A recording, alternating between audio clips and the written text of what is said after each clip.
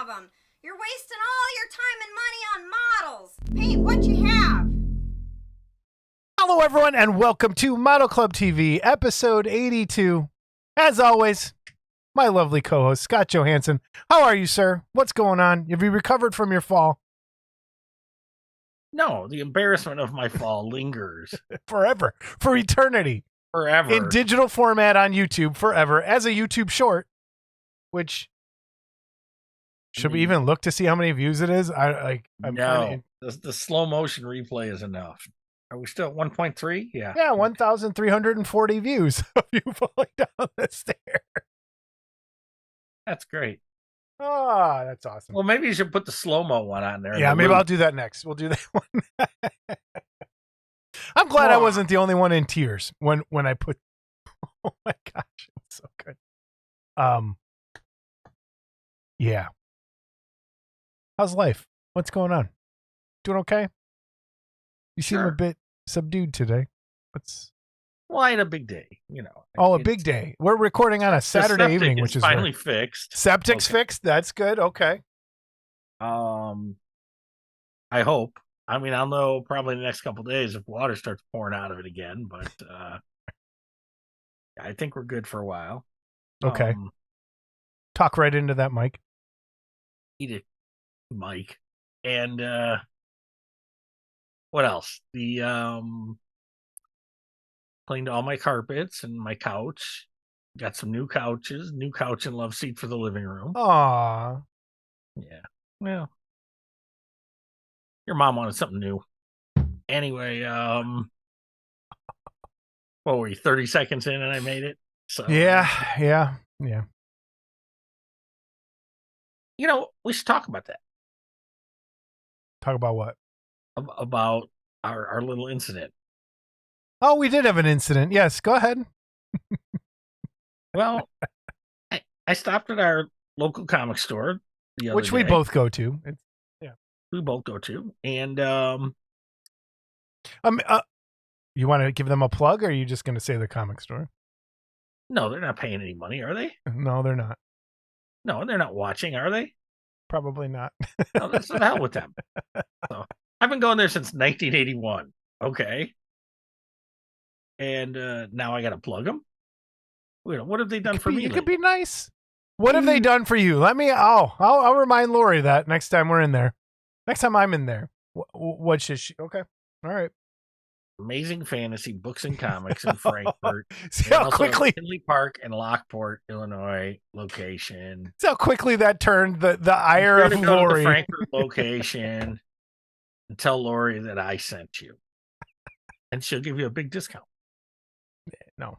But Scott just averted death, I think. All right. Yes. Okay. Continue. Sorry. So anyway, I was there and I called you on my way back from there. Yes. And what was the strange quinky dink?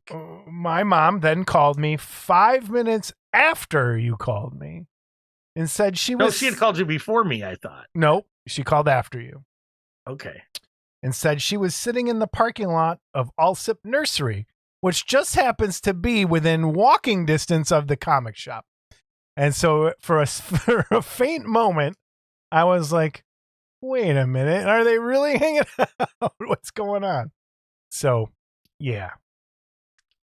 Yeah. You guys were within feet of each other and did not, as far as I know, actually run into each other. But we have a great episode for everybody today. It's one that we've been waiting for a very long time. We finally got Danny Soracco to come on the show. We had to get a third party to get him to get the camera set up and get everything going. But I think it was well worth the wait. I look forward to future episodes with Danny on. Scott, thoughts here in the beginning?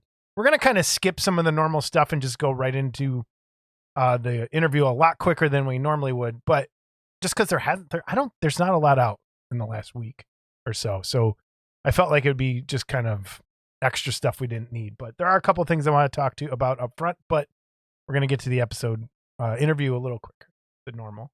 So thoughts on the interview before we get to it Well, a little later. First, thanks to Roy Barrow. Roy Barrow. Roy Barrow for setting it up and Yes. letting Danny borrow his house and his background. So Yeah. Thanks Roy, and thanks Danny for coming on. Yes. We sharing some good stories and really good appreciate times. it. Really appreciate And, it. It's good. People have always asked us to get some of the old timers on, and We finally got one. finally got one. So, which leads to, he gave me some information. You'll find out later on. I have the info now. We might get another Garage Kid history person in there. So we'll see. Everybody, please like and subscribe to the show. If you're watching it this far, I'm sure you like it a little bit. At least hit that like button. Subscribe, hit the notifications bell so when episodes go live, usually around the 15th and the 30th, we have a Discord link down below. It's more than just that live thing on Saturdays. If we're not there, you can always post your work, get some other things on there. The email, let's get the email up, Scott. Let's see if the buttons are broke today or if they're working. Email is modelclubtv@gmail.com. Send us an email. We got some stuff for the gallery. I don't think I have really any emails for this episode, but we'll see. And then the phone number, if you want to leave us a voicemail, which we have 708-816-4299, 708-816-4299. Try and keep them around 30 seconds. That's the best way to do it. But there we are. We're off. we're off. We're off. Scott, I watched Across the Spider-Verse yesterday. Finished it day before. Frickin' loved it. Loved it. I think it has potential. I just told Brian this afternoon when we're re-recording our other episode from screwing that one up. I think this has potential to be one of the top trilogies of all time, sitting alongside Star Wars, Lord of the Rings, Empire Strikes. Lord of the Rings, Back to the Future, and Spider-Verse will be up there with the greatest movie trilogies of all time. Given that you're competing with Return of the Jedi, any of the Lord of the Rings movies, and the last two Back to the Future movies, you're not saying a lot. I'm just saying. I can't even talk to you about it. But now, I want to say something. Oh, go ahead. I watched part of them. Really? Yes. What was this? Well, it's an older movie. It's not. Okay. It's a remake of an older movie. So I went in, and this was just last night, so it's still fresh, eating away at my mind. Oh, okay. It hasn't fallen through the senility sieve. Where was I? No. Yeah. Well, I could have hit my head. That's pretty good. If that was true, that would have been really funny. So I walk in, and my wife's watching the Tom Cruise, Steven Spielberg War of the Worlds. Okay. I don't know how far I got into it, but they were hiding in the basement with this survivalist. Have you ever seen this movie? Yes, I have. Okay. Yes. All right. I can simply say, what a piece of shit this movie was. Okay. And you ask why I don't watch anything. All right. What a piece of shit. They don't explain anything. Okay. It's just stupid. Okay. Stupid. The aliens look stupid. The ships were stupid. No. Okay. No. I think the tripod ships look cool. And I think the rays and the effects of them turning people to ash real quick. I think they did a really good job with that. Well, see now, so I didn't get to see any of that. Okay. Because that was past. I think already. the best part to watch that movie is the first half hour, the first 15 minutes or so. When the ships first come up. That's really good part. Then it turned into a Steven Spielberg got to have a kid movie, Yeah. No, the rest. Yes, I agree with you. The movie was very disappointing, I thought. It's a pale comparison to the original George Pal. Yes. War of the Worlds. I really like the one that was the BBC one that was on a couple years ago on Flicks, or not BBC. What was I watching? I don't know what it. There was one on TV that was really good. I thought was pretty cool the way they did it. Yeah. Oof. I mean, they never really explained what all the red veining and all that was all about. Well, they did a little bit. It was people. They were misting people, and it was They're slowly turning us into their world by it was just by blending dumb. people and spraying them Okay. everywhere. I don't. Yeah. It was just dumb. Yeah. Okay. And why were the force fields down? Because the bacteria or whatever finally got to them. It's Yeah, something. I don't even remember. It's been so long. That's what I'm saying. It Yep. was just Yeah. so horribly just sucked. Yeah. Okay. That's all. Okay. So I watched something and it sucked too. And to all you Bigfoot believers, I guess there's a new one now. Hairy Man. What? You heard of this? Hairy Man? No. What do you know? Yeah, the wife had this channel on today while I was doing the carpets. And they were talking about the Alaska Triangle and Hairy Man and Yeti. Okay. Yeah.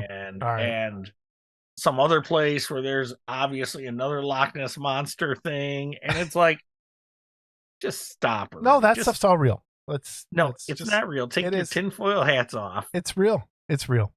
Let's do our giveaway. How about that? Let's do that.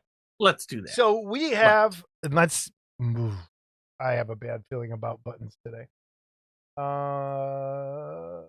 Escape, and how come I'm never in any of the giveaways? No one wants you. We should give me away. See how many entries we get. A weekend with Johansson? A dream date. A dream date? Like it's like you're bidding on The Bachelor. Like Tiger Beat. It's a dream date with Scott Johansson. God. Oh man. All right, our first giveaway is from Jamie Sy. It's the Bug Woman. It's the first one I got pulled up, ready to go. I am going to get this window going. Web window. Nope. Sorry, where is it? Where's the giveaway? Wheel of giveaways. There it is. All right, gonna hit shuffle. Scott, tell me when to stop shuffling. Stop shuffling. Spinning. Stop. And the winner for the Bug Woman is, how do I say that? The Gura 85. It's probably pronounced something completely different. The Gura 85 has the Bug Woman. So we got that one. All right, let me close this. Close. Now let's pick the other web window wheel. Let's show up. It did. Perfect. Minifigs. Oh boy. This is going to be tough. So I'm going to hit shuffle a couple times. We're 3 sets. So we're going to pick 3 winners and then I'll sort it out because there's some people that wanted certain ones. And if they won those, I'll try and get them to them. All right. Okay. Scott, tell me when to stop shuffling. Stop shuffling. Spinning. First set of minifigs is Dathy. I don't know how to say his whole YouTube name. He gets the first set of minifigs. So Dathy, you got that. And then close this, remove from the list. Shuffling, our next set is going to dun dun dun. Who is it? It is James Downing. James Downing gets the next set of minifigs. Removing him. Shuffling. Spinning. And our next winner and the final winner of the minifigs is the Doug Black Family 534. Awesome. Okay, I'll get that sorted out and I will get those out to everybody. So back to our normal thing. I love They're all winners I've never heard of before. I know. So that's great. First-time winners. Yes, first-time winners. That's very cool. All right. So our 3 sets of minifigs. All right. We have 2 giveaways this episode, Scott. 2. First one, right underneath me.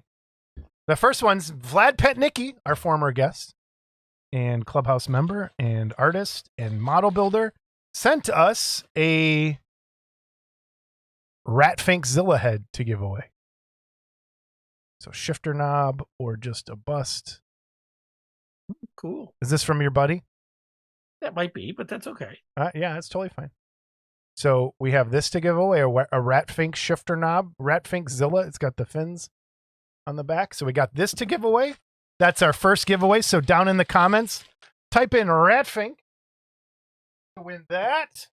And then the second one just came yesterday. Just in Can I see time. that box? What's on that box? What? Let me see that box. Well, there's addresses on the box. Well, I don't care. There's a sticker on the box. Show me the sticker.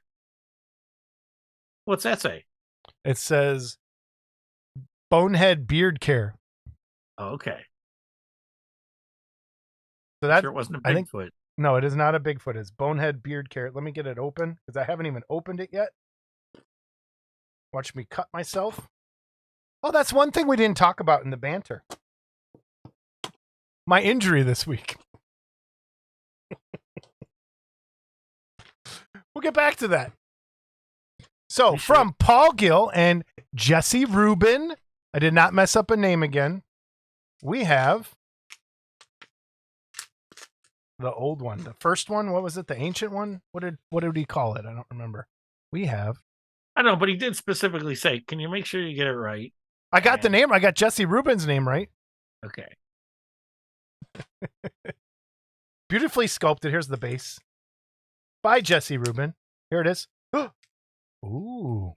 It says, and it's got this first cast, Paul Gill. First casting. That's pretty nice. Wait, it goes this way. Vampire Zero is the name of this. There we go. There's the bust. You finally figured that out, huh? It's on the back. It says Vampire Zero. Oh, okay. Thank So, God. and it's got the cool bat sculpted on the back. So we have this to give away. So we have Ratfink and Vampire's Ear from Paul Gill and Gillman Productions. For this one, type in Vamp Zero, and we'll put you on the list for this. So awesome. Awesome stuff. Thank you both for sending in stuff to give away. So that's for next episode. Down in the comments, Vampire Zero and Ratfinkzilla, or both, to get entered for both. So that's what we got. So my injury this week, Scott, still Let's hurts. start off by saying Jason has two filament printers. And the second filament printer he bought, okay, when you open the directions, the first thing they tell you to do. It's not. No. It is not the first thing. What, like the third thing they tell you to do? It's in the directions. Let's say that. Okay.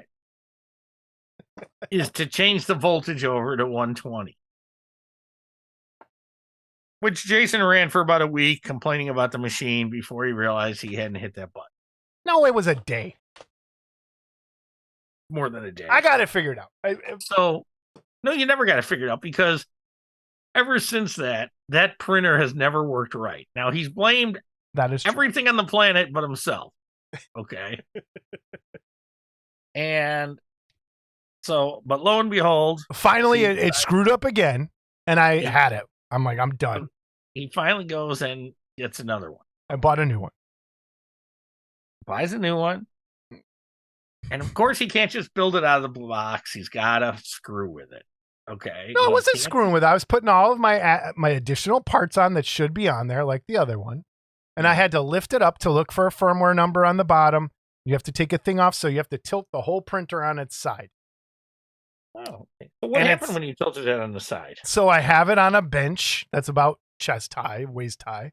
And I'm down kneeling to look at the bottom underneath as it's flipped up.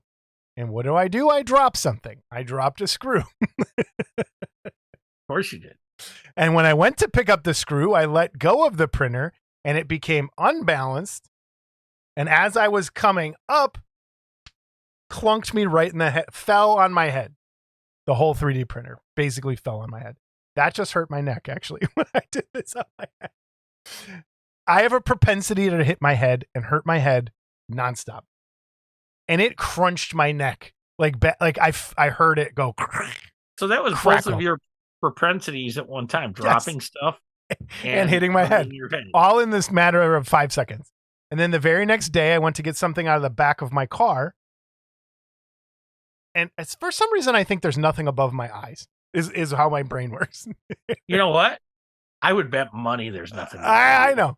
So I was Okay. getting something out of the back of my car, and since it was cold, the hydraulics don't work as well anymore. So it didn't go up as high as it was supposed to. And I went and crunched my head on the back of my car again, injuring my neck. And now I can't get a good turn. I can't get a good turn. Something's seriously wrong. Should probably go to the doctor. Anyway. And neck cancer.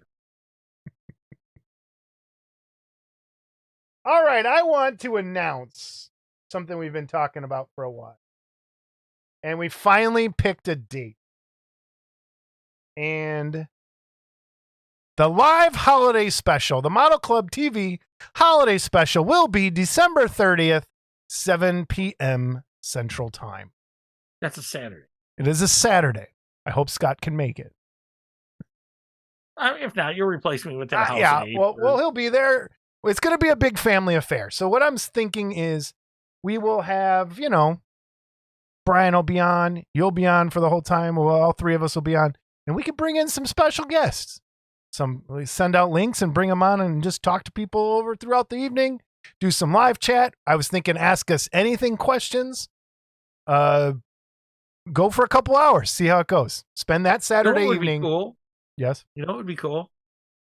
If the person that's calling leaving the Tucky voicemails. I was going to say that as well. Finally show themselves. And because they deserve the kudos. We have a couple this episode. We will also have a live call-in segment. I will put the voicemail number up. I'll make sure it works, that we can do it live and have people call in. If people want to call in, we can interview. Right, and that's what I'm saying. We could do a live call-in segment. Ask us any. We'll figure it out. We'll play it as we go. Have a couple giveaways. Couple little guests show up. Holiday special. I'll fall down the stairs.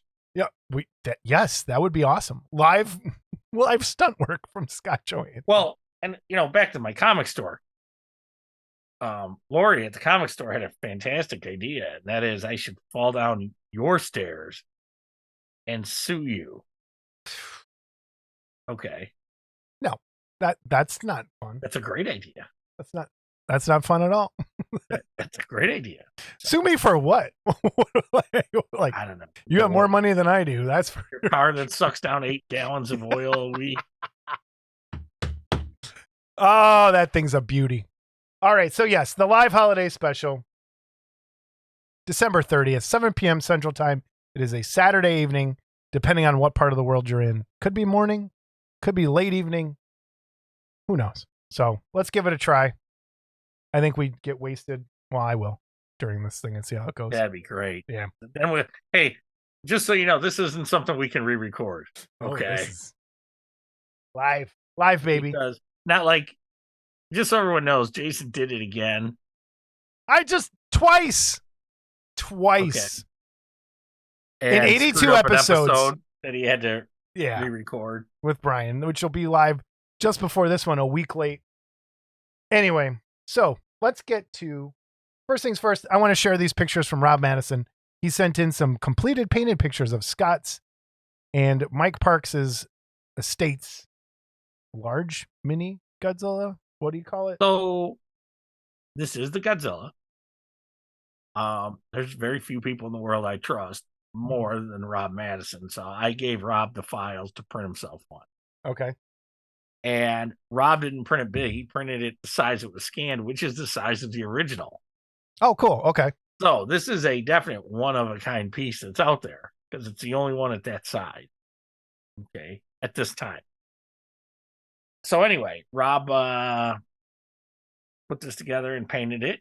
And as you can see in the background, Rob's on plenty of medication. So, but, and then there's our little Mike Parks on the bottom. Yeah. Very cool. Very cool. I like how he made the eyes black. That's a nice touch. That's a nice touch. So awesome. And for those of you wondering, the first 4 of these are shipping. So I am finally catching up on printing, and I am printing these. The people that are on the list are being notified as they're ready. I think I had 11 people on the list. And then once the list is done, they'll be ready. If you want to get on the list, email me, and I'll get you on the list. So, okay. Awesome. But they are getting printed again, so we're moving along. All right, we are going to go ahead and skip news and reviews for the most part, just because it feels like we just did this. And when I was looking, I didn't see much new. There's a couple things, but we'll probably hang on to them. Is there anything you want to share? Yes. Because I don't know if I shared this yet on the show. What is it? I shared the head. But I did finish printing the bust. No, you have not shared it yet. So, this is the Moohead Kong scanned and digitally remastered by Michael Berglund, original sculpt by Matt Mannett. That's beautiful. And this is the bust. And I had just printed the head. Okay. And these will be available for, I believe, $50. Excellent. Did you print my smaller one yet? I can make them larger and price them accordingly. Where's my smaller one? I can print them smaller too. I think we'll see.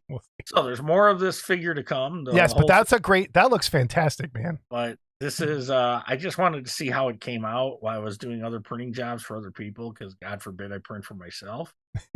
And I think this came out great. So, what, you happy with it? Looks pretty good. Yeah, I can't wait to print a big one. A full one. And I can't wait too. I should dig one out. But the head, I'm wondering how much I'd have to blow it up or shrink it to make it compatible if someone wanted to put it on the Aurora kit. Oh, gotcha. Yeah, cool. That's not a bad idea. So, but I'm not going to modify it to fit it. That's going to be the modeler's. I'll get it close, but if someone wants one, I'll figure it out. Okay. But for right now, the busts, I have one available. But actually, I've got the build plates lined up, and by the end of the week, there's a good chance I should have 3 or 4 of those available. So much garbage. But that hair's coming in nice. Dude, all right. Yeah, isn't it? Look at that. Oh, yeah. My Reggie Bannister is cooking. Gonna have that little ponytail eventually. Loving it. Dirty Sanchez is cooking, but... All right, workbench, Scott. You got anything?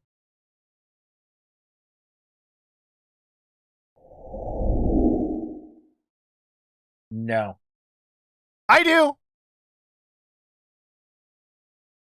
Ta-da! I finished Snake. Look at you yawning. You son of a bitch. I finished Snake Eyes finally, and here's the Spectrum Man. I painted 2 of these.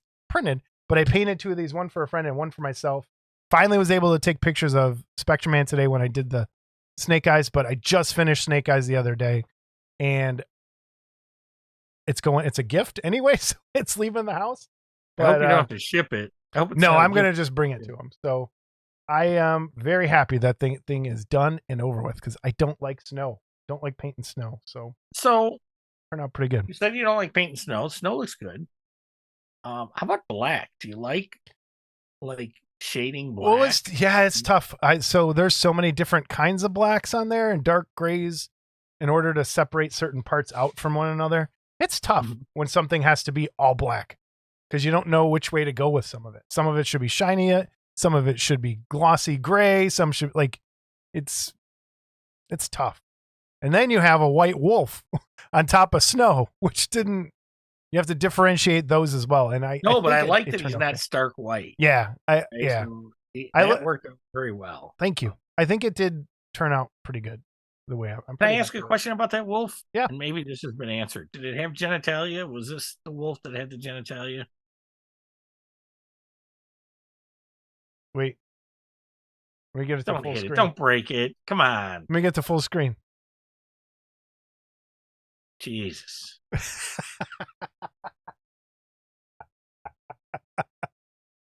Hey, I've never seen something repainted 50 times before. Yes. And very quickly. Oh, that's not quite right. Red Rocket.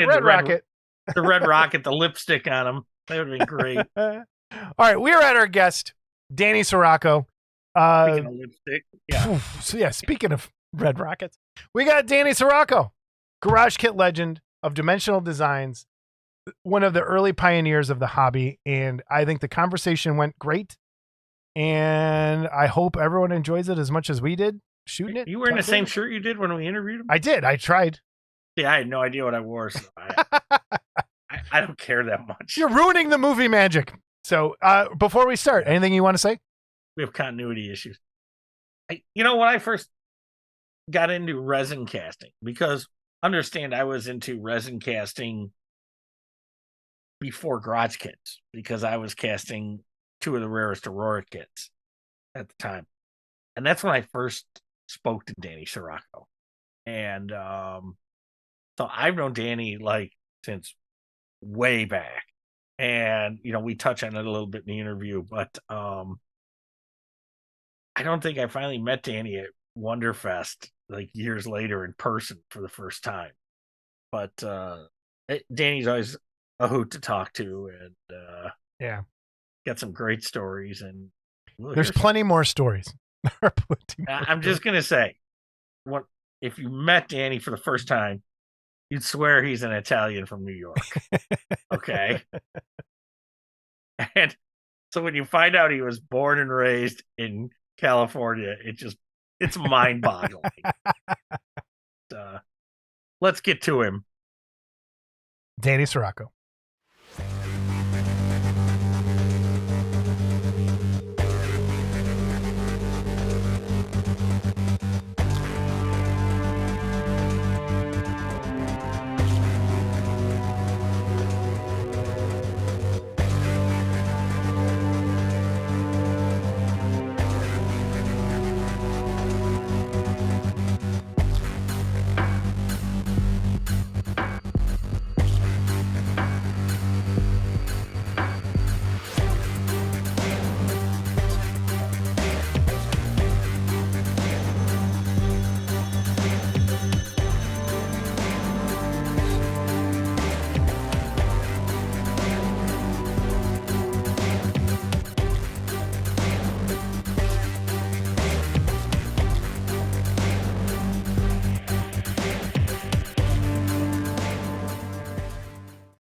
Hello, everybody. We are back with our wonderful guest, Danny Soracco.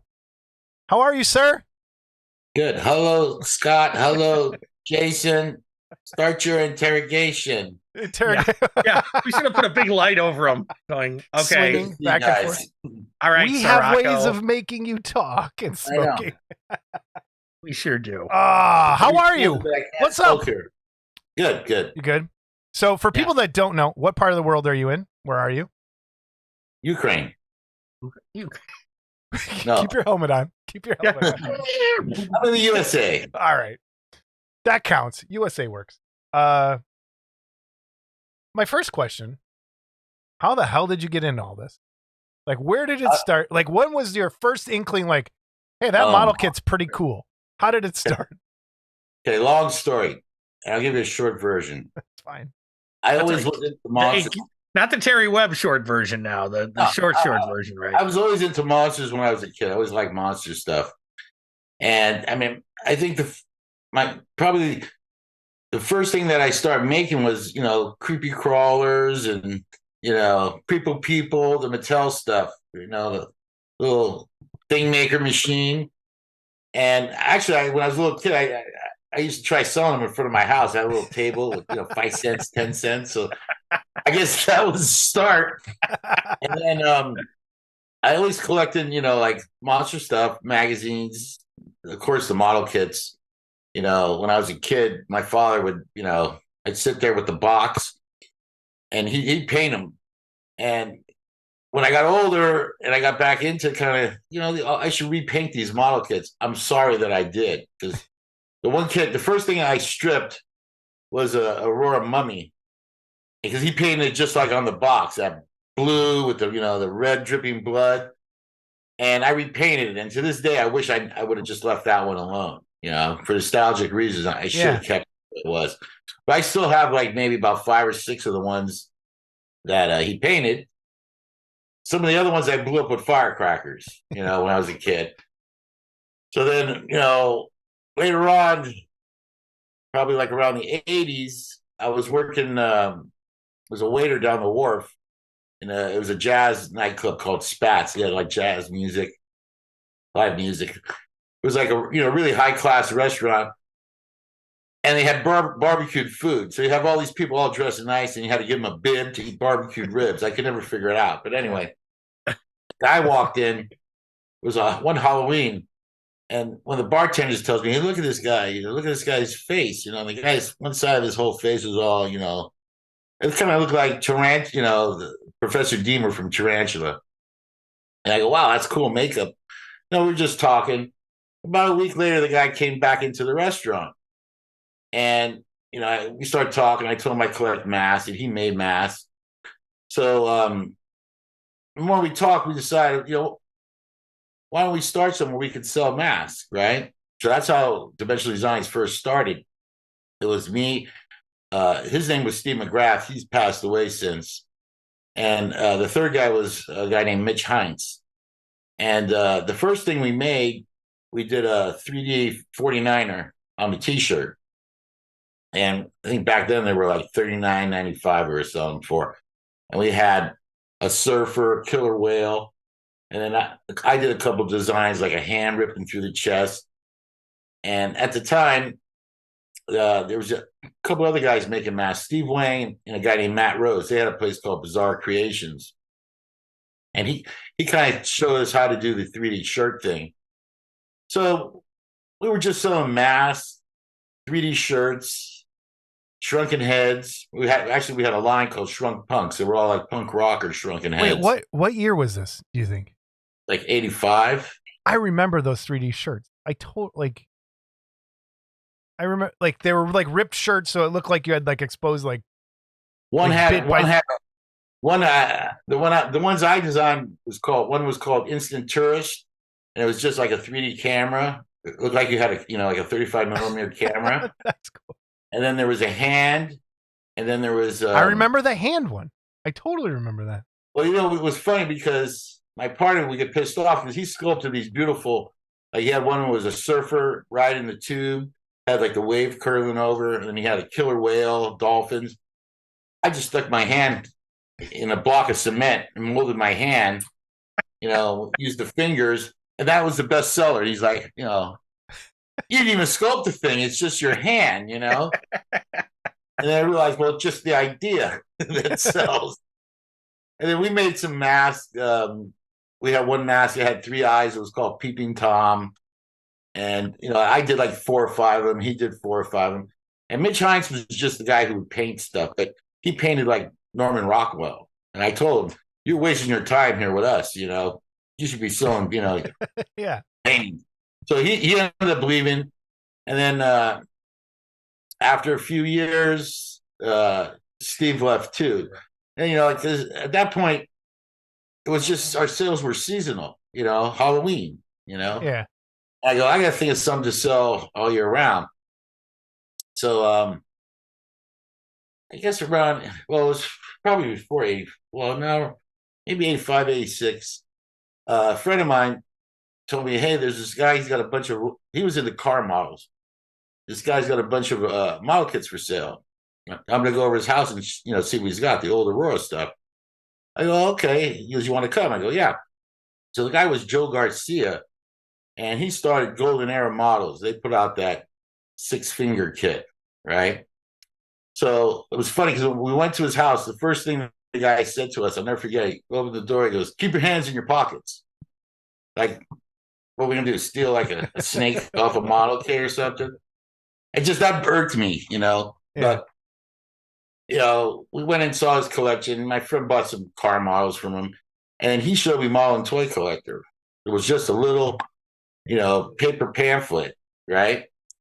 And I'm looking, there was an article by John Nemec, and I had some pictures on the shelf of his collection. I go, "Is that a model from Jason and the Argonauts, Talos?" And he goes, "Yeah, there's all kinds of, these are like these garage kit things." I never knew nothing like that existed, right? So he gave me the copy of the issue. And after that, I go, "I got to find these things." And he told me, "You're never going to find it because that thing was made for some convention in Japan. They're super rare." And at the time, he was remolding Big Frankie. And yes. Was he the guy that did it solid? Like, yes. He Yes. in polyester resin, which Yeah. is the same stuff that they use for cool cast, right? It's just Yeah, it in was. cool cast, they put that marble dust in it. And polyester resin is cheap. It's for 5 gallons. At that time, it was $75. Okay. I remember But those though, because you couldn't pose it, right? It was just all he yeah, it was solid. all in one solid piece. No So rod chain, I don't think, but he asked me, how would you mold something like this? Because he was in the process of doing it. And basically, it's the same process that we use for doing masks, where for a mask, you have a hard mold and you make something that's soft, flexible. Well, the resin thing is just the opposite. You use a soft mold and you pour something that's going to be hard.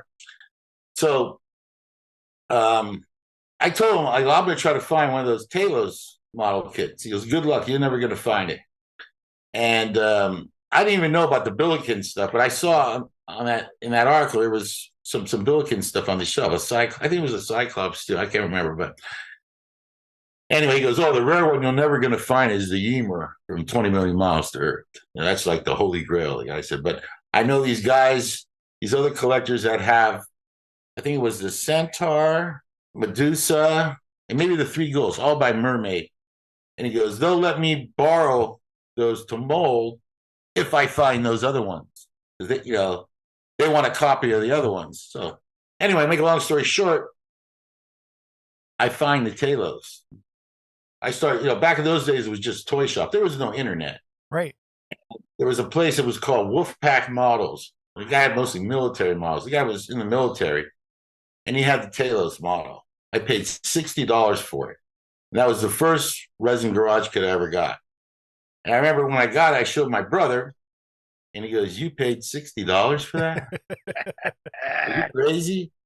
So then after that, I searched around, and I was looking for the Ymir. In the meantime, this Joe Garcia, he wanted to, he goes, let me mold that, and I could sell them. And this guy, he wants one. I can get the Medusa or the Centaur for it. So I'll get you one of those in trade. So basically, that's how I started. It was just for something to trade. And, he was supposed to give me so much for every one he sold. Well, I found out later, he was selling more than what he was telling me he was selling, right? So I told him, you just keep that one and do it on your own, But in the meantime, I found the Ymir. So when I told him I found the Ymir, he already advertised coming next, the Ymir, And then I told him, I think I'm going to do that one on my own because I just wanted something to trade with other people, Right. And he kind of more or less tried to blackball me. Told people, don't deal with this guy, And, it was like the resin wars began. So then from there, I remember there was like I think it was Starlog or Fangora. I saw a small ad. It was Mike Evans had an ad. And it said model, I don't remember if there was pictures or it just said Billiken Cyclops 7 Voyage of Sinbad. So they were $29, $29 or $39. So I sent away for one. I got the Cyclops. When I seen the things, now this is totally different than the other thing is resin. This is like a dog toy. It's vinyl. I got to get all these things because the quality was amazing. So whatever he had at the time, I think it was Colossal Man. It Conquered the World. But anyway, whatever I could get, I got. So then I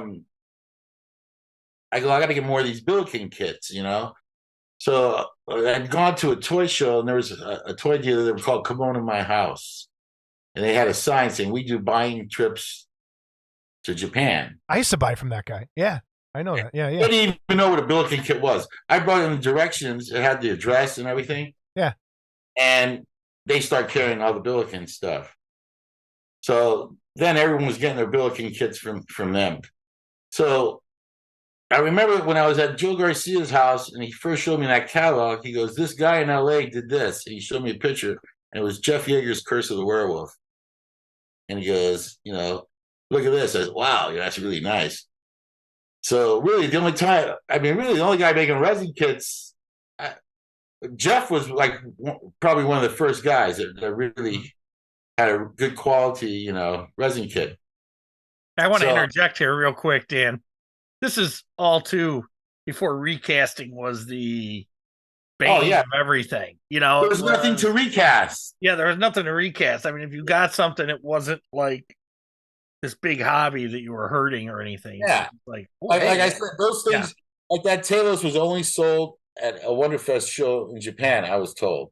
Mm-hmm. So, by letting him recast it, I got a Centaur, I got Medusa, and then it was the 3 ghouls. I think it was those 3.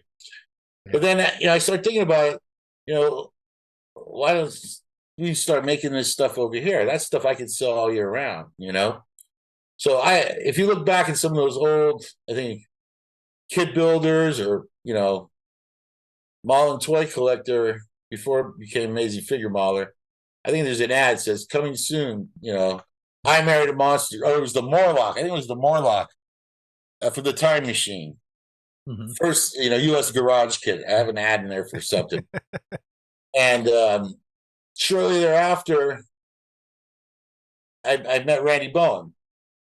And how did you meet him before? Like, how did you meet Randy Bowen then? Like, he called. I think, from what I remember, he'd call me up. He introduced himself. Says, "Are you interested in training for any stuff?" And I said, "Yeah." So when he came over, we did some trading, and I go, "So what are you working on?" And he goes, "I'm doing." It wasn't he was doing the Morlock. He goes, "I'm doing a Morlock for a place called Lunar Models." That's right. That's the only other guy that was out at the time was Lunar Models. And Resin from the Grave was just starting. So at that time, Lunar Models was doing all the vacuum form spaceships and that kind of stuff. And Randy goes, "Well, the first thing I'm doing a Morlock kit for this company called Lunar Models." And I was like, "Oh, wow." So I had the armature started, everything, scrap that. So at that time, there was a friend of mine who was doing a student film. It was called Covert 14. And they wanted some makeup stuff where they were interrogating the guy and torturing him. So, they hired me to do the thing. And working on that film, I met Chris Koenig. He was into animation stuff. So I hired him to do, I think the first thing he did for me was Gordon Klaatu from The Day the Earth Stood Still. And then I come to find out Lunar Models is doing a Gordon Klaatu. So it was already done by then. And so at that point, then, I kind of kept in touch with Mike. And Mike Fasella started Resin from the Grave. They had just put out that Johansson kit from Plan 9 from Outer Space. And actually, John Nemec, the guy who did the article on all those model kits that I had seen, who was the guy who sculpted it. So we would always keep in contact. I said, "Well, since you're doing that, what else you got planned on doing?" In the old days, we stayed in touch with everybody. "Okay, you're doing this? Okay, I'll do something else," because basically I was just doing stuff I like for myself. I figured if I'm crazy, there's going to be somebody else crazy, that wants it. But that's how it started. So basically, I would hire a guy to do something and make a mold, and I would trade him for other things, right? But then there's some guys that had nothing to trade. And they go, "Well, I want to get one of these. How do I get it?" "Well, what do you got to trade?" "I don't got nothing." So we had to put a price on it, So basically, just figured out, okay, the cost of the resin, the time, what it costs for the sculpture. And as long as I make my money back, where I can make enough money back to hire a guy to do something else, and just keep it going. And that's how I started doing all that stuff. Man. And do you remember meeting that Johansson guy for the first time on the phone? I remember talking to you because I was trying to get all the Aurora stuff that I didn't have or if I blew up. And I think it was the Thronester. I had a Thronester first, and I did the go-kart. Yeah, I remember. I think I got some mummy chariot parts from you. That would have been no. You might have got those from Kurt Kraus. Oh, Kurt Kraus. You're right. That's Yeah. the other guy. Yep. Yeah. Yeah. But Oh, wow. yeah, so Danny was like one of the first Garage Kid guys I ever talked to. And Mike Vasello was actually one too. I talked to him early on when he was first starting.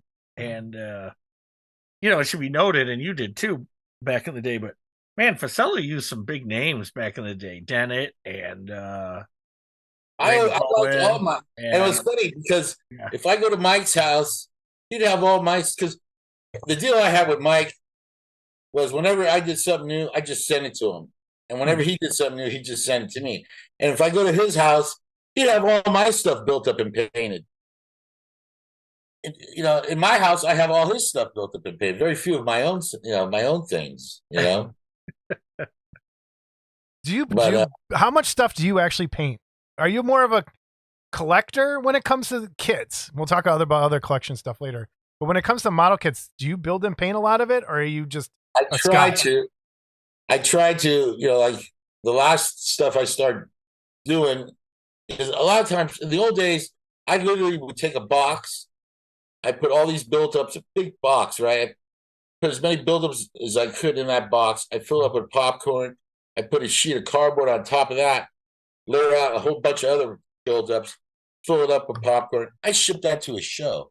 I'd have, like 30 models all built-ups at a show. I spent, first 2 hours of the show gluing everything back together, they're all broken. And then I would sell them at the show. So I would never have like a buildup for myself, right? Because I would go, rather than ship them back, I'll just sell them. So I made it a habit to start painting 2 of everything. So if I'm going to paint a display, I'll paint one for display and one for me. I mean, it takes the same amount of time. Yeah. Otherwise, you say, oh, I'll do it later. You never get around to it. I mean, I started looking in my shop. I mean, I got kits all over because when I did shows, I traded with everybody. I come back with boxes of kits and a couple guys helping me. They go through this stuff. This is like $2,000-3,000 worth of stuff if you were to pay for it. I didn't pay nothing. I traded. Yeah. So I look around. I mean, I got stuff going back from the early '90s. Where the hell am I going to put all this stuff if I build it? Agreed. I'm in the same boat. I mean, and I'm still buying stuff. Like I said, it's a sickness, It is a sickness. Speaking of shows, like help Danny with his sickness. Yeah, we could probably buy some of that stuff. Speaking of shows, when you think back to all the shows that there have been and still are, what are some of your favorites besides Wonderfest? I'll tell you, a good story. First show I ever did out of state was in, I think, 90 or 91. It was at Albany, New York. It was Fantico put on a show. I'd never been out of state. So there was a customer that was buying stuff from me named Tony Salsinas. He was just a collector. That later on became Resinator and Rebel Resin, right? I told him, hey, I'm coming out to New York. If I send you a bunch of boxes, can you drive them to Albany? I'll put you up in a hotel with your wife and everything. I can see this going bad already. No, I actually did that, right? Okay. But Mike Ruffalo, who started Billiken USA, he wanted to do the show with me, right? So he goes, oh, can I send him stuff too? Yeah, So we go to the show. And the only reason why I went to that show was because Basil Gilgos was there. And I wanted to meet Basil Gilgos, right? And so we get to the show. We're setting up. Mike Ruffalo pulls out the Billiken Yeamer. And he goes, look. And I go, oh, wow, the Yeamer. I go, why'd you even bring that? I go, you cannot sell them. It's so rare. I go, just for display only, I go, somebody's going to steal that, And he goes, you think so? I go, oh, hell yeah. Somebody will steal that thing. He goes, no, they won't. So I go, well, how can you say that? He goes, fishing line. So he tied around the ankle of every model kit a piece of fishing line, right? And they were all attached to the shelves, the display shelves. You could pick it up and look at it and put it down, but it was, like it was handcuffed to the It's not really a bad idea, though, when you think about it. I mean, halfway through the show, we're sitting there all of a sudden, boom, all his shelves, everything. Some guy just grabbed it and went running. All the shelves with all those displays. What? Tied to it, dragging down the aisle. Stopped like halfway. I'll never forget that. Oh my God. So what happened? Did people jump on the dude, or did he? I just took off, and he dropped it. He figured, oh shit, it was like just got married, with cans. Just married with Billiken kids. With Eamers behind the car. That's awesome. Oh my God. Yeah, that show was a really good show, though. It was a fun show. And then there was a show they used to have out here at the San Mateo Fairgrounds. It was called the PMA Show. And they had like 300 vintage automobiles. They had a separate room for rock and roll collectibles, ephemera, toys. That was like my favorite show to do. But the show was Friday, Saturday, Sunday. Started at like, I think 10 in the morning till 10 at night. It was a long show. Oh my God. I always would find, there was everything was at that show. And then what happened is one year they invited eBay to come there, and eBay had a booth, and eBay was just starting out, and eBay was telling everybody, you can stay at home and just on your computer, you can list, items. You don't have to rent a hotel. You don't have to drive out here. You don't have to set up your table. And little by little, less and less dealers start going to that show. And people, eventually that show, they ended up selling to somebody and then became half the size. And then it was done. But that was my favorite show. There's one here that goes till 3 a.m. Like it's 10 a.m., like overnight haunted flea market. That flea market out there. Yeah, it goes till 3 a.m. I think it's open like 10 a.m. to like 3 a.m. Oof. Bangor, the Weekend of Horrors, that was great. I used to go to those a lot. They used to have it just one time a year in LA. And that's when it was great, because everybody saved up, for that one show. But then they got greedy and they started having them all over the place. Yep. I used to go to the one here in Chicago at Odeon. Yeah. So when did you start going to Chiller? Chiller, actually, when Kevin started Chiller, it's funny how I met Kevin Clement, because I was looking for Mark's Frankenstein, Walking Frankenstein. And Tony Salsinas, who was a customer, told me, you should call this guy. He has a lot of old toys. Okay, so call up Kevin and talk to him. And he goes, oh, where you at? He goes, California. Oh, California. He goes, yeah, man, there's a guy out there. He has a big collection. He starts describing my house to me. Yeah, I never met Kevin. He goes, yeah, he's got this cabinet on the third shelf. There's a War of the Worlds Martian. And as he's talking to me, I'm looking. And it's everything on my shelf. He's describing, You're looking around for the camera. Like, hey, that's my house, And what happened was I had a couple guys that were customers that came by visiting, San Francisco. And there was one or two of them that I let film, all the stuff in my house. And then later on, I found out they were selling videotapes of like people's collection of shows. Oh. So I had one time, guy came, I don't want to mention the name, but Scott, you know him. He passed away now, but he came with his family.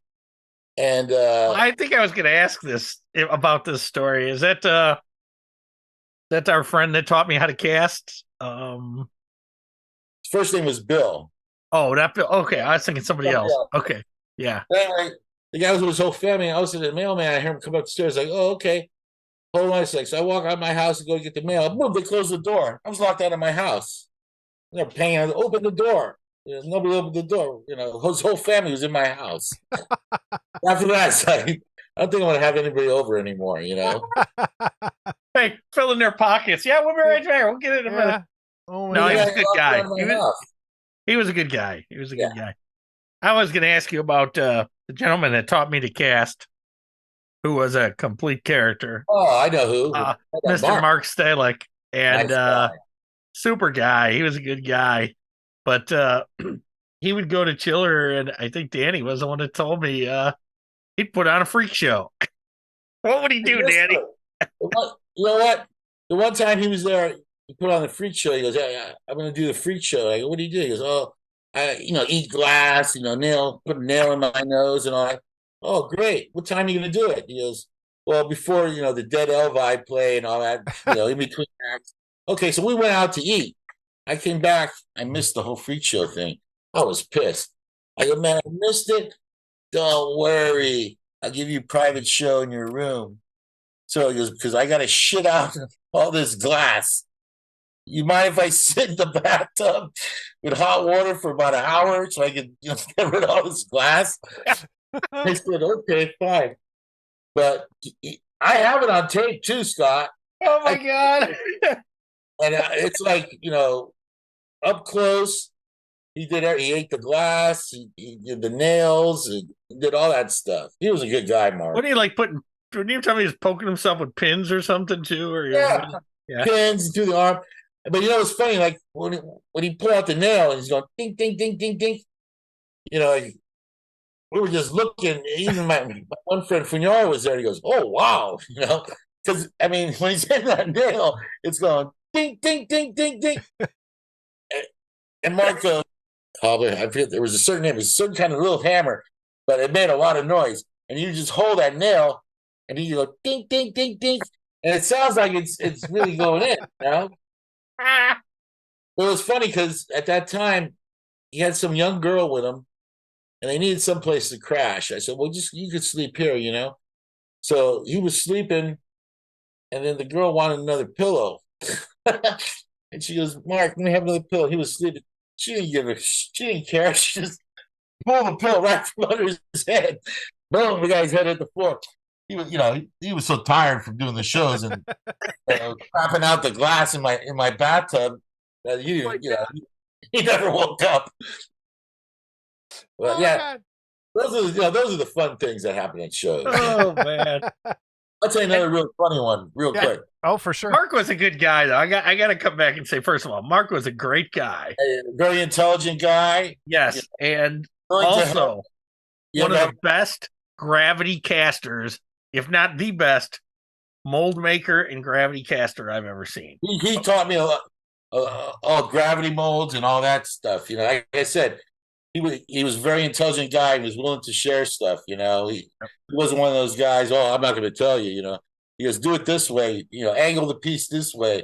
I still use some of the things that he had taught me. I did too. I went up to his house because he lived close to me, and with my dad, and he showed me. So actually sold me some silicone at the time, and told me where to get stuff. And he was using Dow Corning back in the day. I think 3110 was the Dow Corning. It was expensive. You just get a little thing of it. He was super cool about sharing stuff. He had told me about the mold release spray, polyester parafilm. Mm-hmm. He was just buy that stuff, and your molds will last a lot longer. And I remember when I called the place, they go, "Oh, we're discontinuing that." There was something about the Freon or whatever. And they're discontinuing it because at that time I was using polyester resin, and that stuff took like 40 minutes to set up. It's like glass. If you drop it, it shatters. You smell. It's like I go home, my clothes, everything smelled like it. And then you had to wait 40 minutes. You open up the mold. Oh man, the finger didn't come out. You got to pour another 40 minutes. Then I found out about urethane, but that stuff was cheap. It was, like I said, it was $75 for 5 gallons. So, all right, give us the other story. You were going to give us another chiller story, I think. Another chiller. Oh yeah. So there's one chiller story, and my friend, I helped him. He wanted to start a resin company, right? So I helped him do it. I used to, actually, when Tony Salsina started Resonator, he didn't know how to mold stuff. So I would literally fly in the day before, like if the show was, like Saturday and Sunday, I'd fly in like maybe Thursday or Friday. As soon as I get there, I'd lay out whatever had to be molded, okay? So by Friday, we lay it all out, we pour silicone. Saturday, after the show, do the second half of the mold. Sunday morning, he's been pouring kits. to sell, right? Another friend of mine that I helped start, he had a better idea. He brought the molds to the hotel. He would just pour the stuff up in his hotel room, right?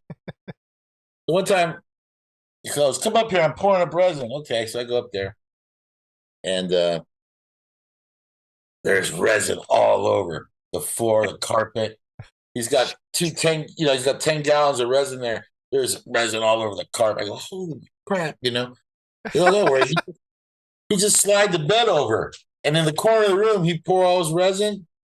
And he didn't care what was on the carpet or nothing. And then once he was done, he just slide the bed over it, Do I know this individual? Well, he passed away. Oh, okay. It was Death Inc. Okay. I thought it was this recaster I knew who also would pour in the room. And I've been in shows where a guy bought a kid. He goes, "It's still hot." We were pouring him under the table, guys, You give me a kid, it was still hot. Terry Webb told me that Mike Parks used to pour in the van on the way to the show. Okay, that he would pour kits in the van on the way to the show. Like if we were going to LA and there was we had little creature pins or different kind of little things that had to be packaged. Yeah, on the way down, we just stapling header cards on and packaging stuff. He had 6 hours to kill. Speaking of Terry, when was the first time you met Terry?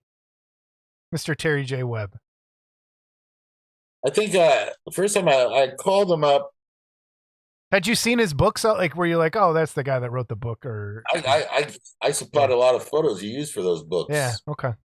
I think the first time I called him up, there might have been it was like a newsletter. I forget what it was called. I still have it. Was it the Garage when he was? It was the Garage. Yeah. Okay. I said, "Hey, my name is so and so." And he goes, "Oh, you're Joe Garcia's buddy." Because like I said, Joe Garcia had tried to blackball me. And I think I had an ad for just a few resin kits or something.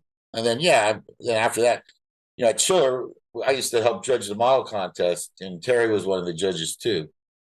Those were the fun days. What was your first Wonderfest? I don't remember. I think I didn't go to the first 2 or 3. Okay. What year was Harryhausen there? That was 97, the first time. 97. Yeah. So. Or was it 96? I'm sorry, 96. And 96. Which Wonderfest is that? Like the 4th one? That was the 6th one, actually, I think. Yeah, that sounds right. I remember the Harryhausen one. I don't remember possibly going to it, before the Harryhausen one. But I've been to everyone since. And Has it always been in that hotel since you've been going? Yes, that's when they had that other nice. They had the different bar setup where. John from Janice used to do the pre-party, pre-release of all the Janice kits. What was that bar called? They had the Lizard Lounge thing. That's it. Yeah. No, but the bar was called. The bar was something else. Damn it! When they used to have the band play too. They used to have a band play. Yeah, but what the hell was that bar called?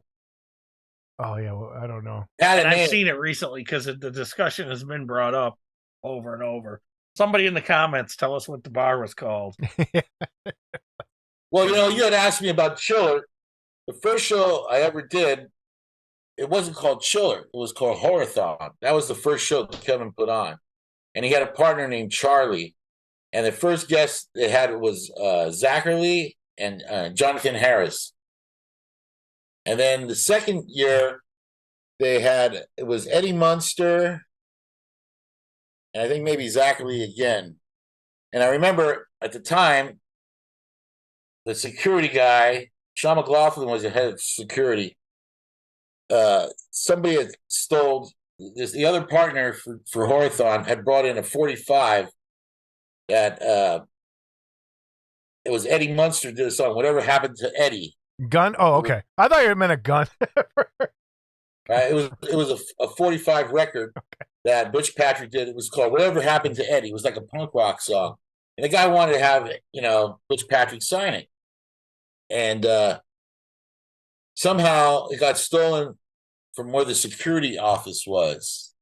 So he had to question all the security people, like we got somebody in here who's a thief, And later that night, him and Butch Patrick's, I guess his wife or his girlfriend, went out to go party or something. They go back to the hotel and walked in the room. There's the 45 in the bed. Butch Patrick stole it. That's what this guy said.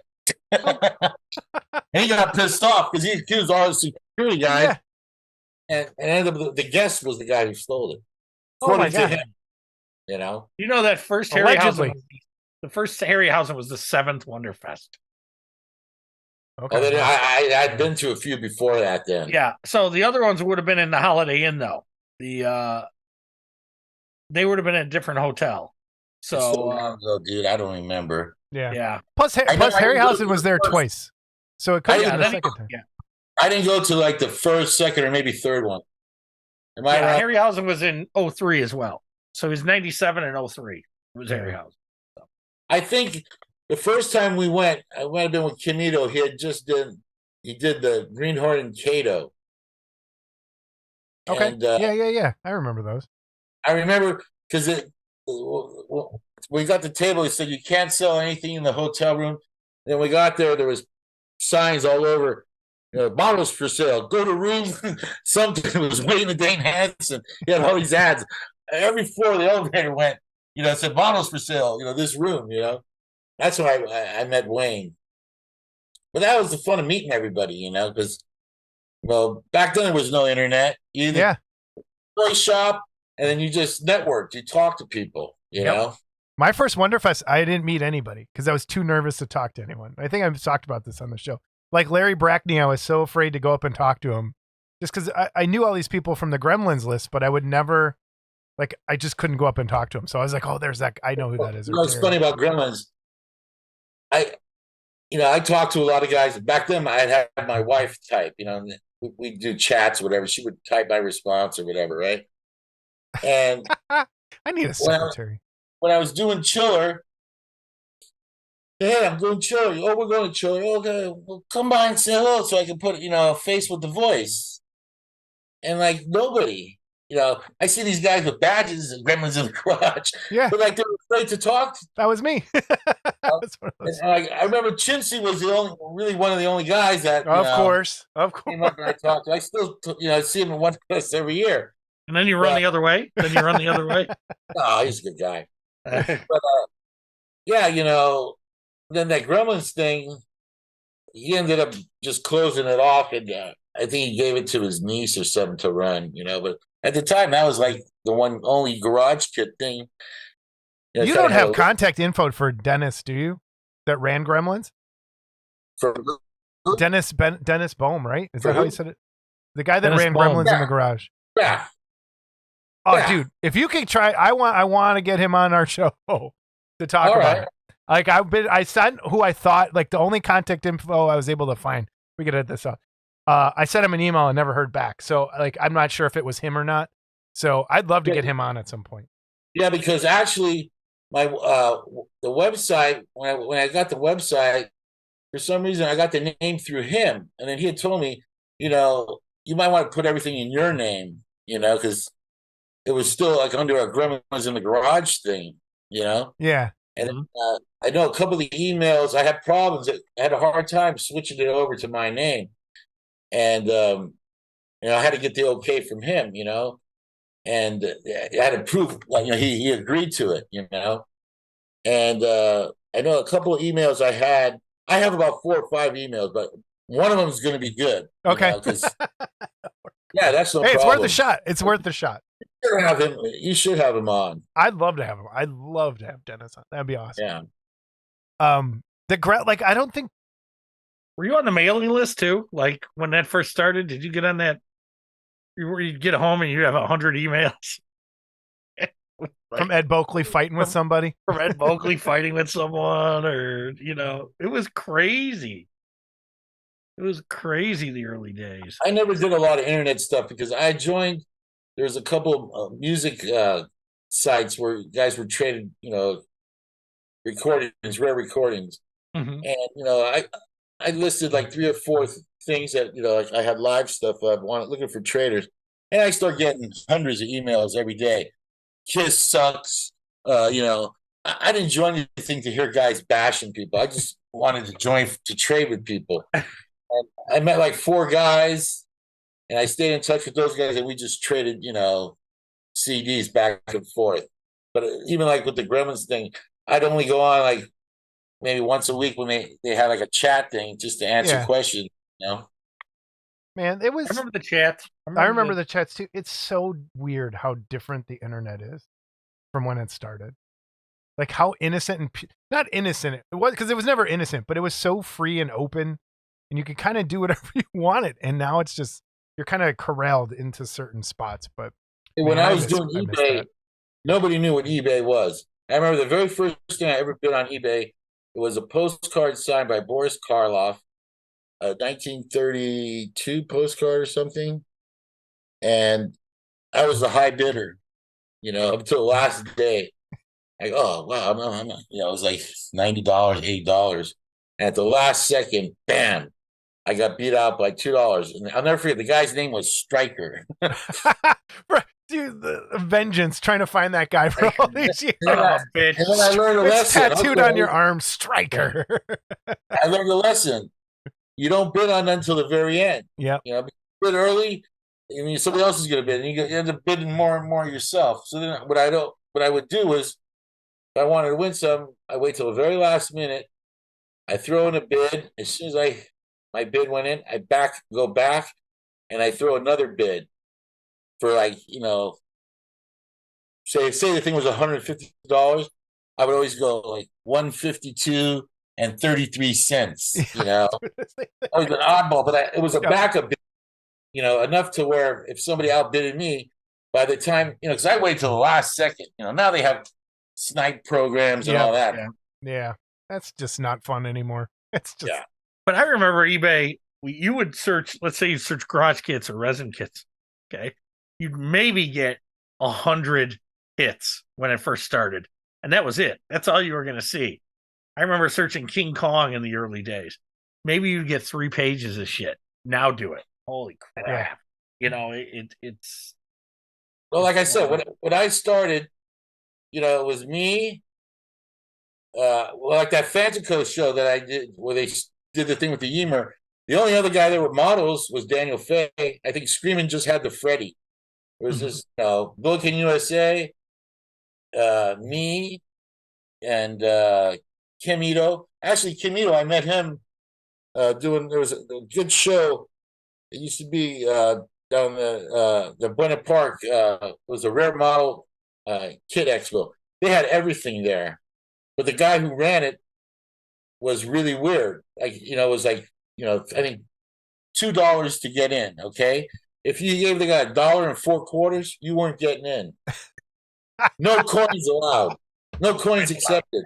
That would be exact money, exact change. Ticket Nazi. Move along. One time, my one friend, he did the show. He sold all his stuff. He got sued. He had to pay like $300 or $400 because the contract says if you sell everything, you have to stay at the show till the end of the show. He left the show. He had nothing to sell. That's how crazy that show got. Oh my God. Let's go back to Dimensional Designs for a little bit. Yeah. When I look through all your stuff, you have lots of different sculptors you've worked with. How did was it just one of those things where it came to like working a trade in the beginning? Or were there certain guys you like to work with for certain topics? Or just like someone came to you with something? Like, how did you go about picking people to work with sculptor-wise? In the beginning, like I said, when I worked on that student film, I met Chris Coyne. He was into animation stuff. So I hired him to do Gordon Klaatu. So then I said, well, we start doing, like by then I had gotten Cyclops for Billiken and that stuff. So I said, oh, you know what? I always liked the Harryhausen stuff. So he was he was like an animator. So he liked doing that stuff. So I hired him to do all that Harryhausen stuff. And then when Geometric came around, they had a licensed Cyclops. I got a cease and desist for all that Harryhausen stuff. So I couldn't sell it anymore. But what happens, it automatically, that stuff all of a sudden became collectible. Then all of a sudden everybody wanted it, and so I could trade them, but I couldn't sell them, And then I figured, okay, well, now, after all the money I spent hiring guys to do, hiring him to do all those sculptures, now I can't do anything with them except trade them, right? So then I hired Randy Bowen, because at that time he had just finished for Mike Fasella, the Manster, and I think it was Man-Made Monster. He did those two. So I told Randy, I need, a couple sculptures, are you interested in doing it? Yeah. So he ended up doing The Exorcist for me in the bed, and Salem's Lot Barlow. And then It's a Terror. He did It's a Terror too. And then I hired other people according to, like, some guys were good at capturing likenesses, and some guys were better for doing monster stuff. So it was just, over the years, meeting people, Yeah. Bestseller. Hard to say,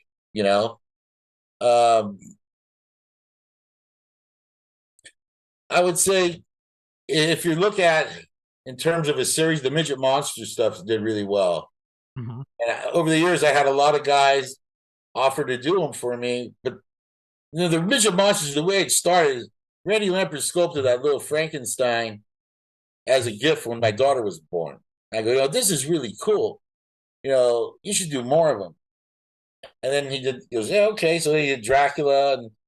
And then I hired him to do a few other things. And the first thing full 1/6 scale kit he did was the Body Snatcher. And then, he did Fu Manchu, a Black Cat. And in between doing those, if he got frustrated working on those, he'd knock out one of those little, midget monsters, so probably the midget monster stuff, good. Outer Limits stuff, because it's a series, Mm-hmm. Guys are going to buy, 1, 2, 3, maybe 4 or 5 kits.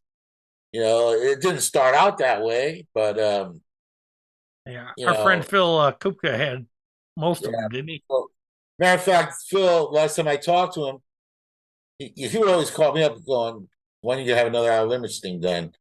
I don't know, he goes, you mind if I try doing a couple? He was working on a couple of them, Mm-hmm. And I just said, yeah, just, sooner or later I'll get around to them, And then, there was one time where I wanted to do a whole lot of zombie things. So I hired, let me see, Harry Inman, John Cole. John Cole, he didn't even know what sculpt. He goes, I sent him sculpting tools, everything. When I got the thing, it literally fell apart in my hands. It wasn't even cooked right. And wait, you had to send the sculptor sculpting tools and sculpting? I used to send Sculpey and all. Back then, look at it this way. Just think about it. Now, you want to do a kit, okay? You go on the internet, type in the human monster or man-made monster. All your references there. When I go to Chiller, because the first 2 Chiller shows were called Horathon. Then he changed it to Chiller, okay? I'd stay at Tony Salsinus' house in New Jersey. I help him do his molds, do all that stuff. I try to teach him. I go, what happens if I die? You're going to have to learn how to make molds. So I taught him, right? And then after the show, I go, okay, let's go into Manhattan. There was a place called Jerry Ollinger's. It's still there. He died now. And you go in there and you go, okay, I want to see what do you got of Vincent Price? They bring out a binder. You flip through it. Pull out whatever pictures you want, Vincent Price. They sell them to you. There's another place called Cinema Collector World in L.A. It's the same kind of place, except there you point to the binder what you want, and all of a sudden, 5 minutes later, they hand you a picture. It's all wet. They just printed it right there. Gotcha. Yeah. But that's where you got the reference from. There was no internet. Yeah. Famous I didn't even think about that. Like, if you were looking for reference, then there was none. Like, none, unless you had a book. Well, and there were no screen grabs. You weren't taking and screen grabbing anything or anything like that. It was yeah. It was all like from old Famous Monsters. I have all my Famous Monsters from when I was a kid. So I'd always go through Famous Monsters, Fantastic Monsters, Fantastic Creatures. whatever Monster Mag. Like I said, I was into that since I was a Yeah. kid.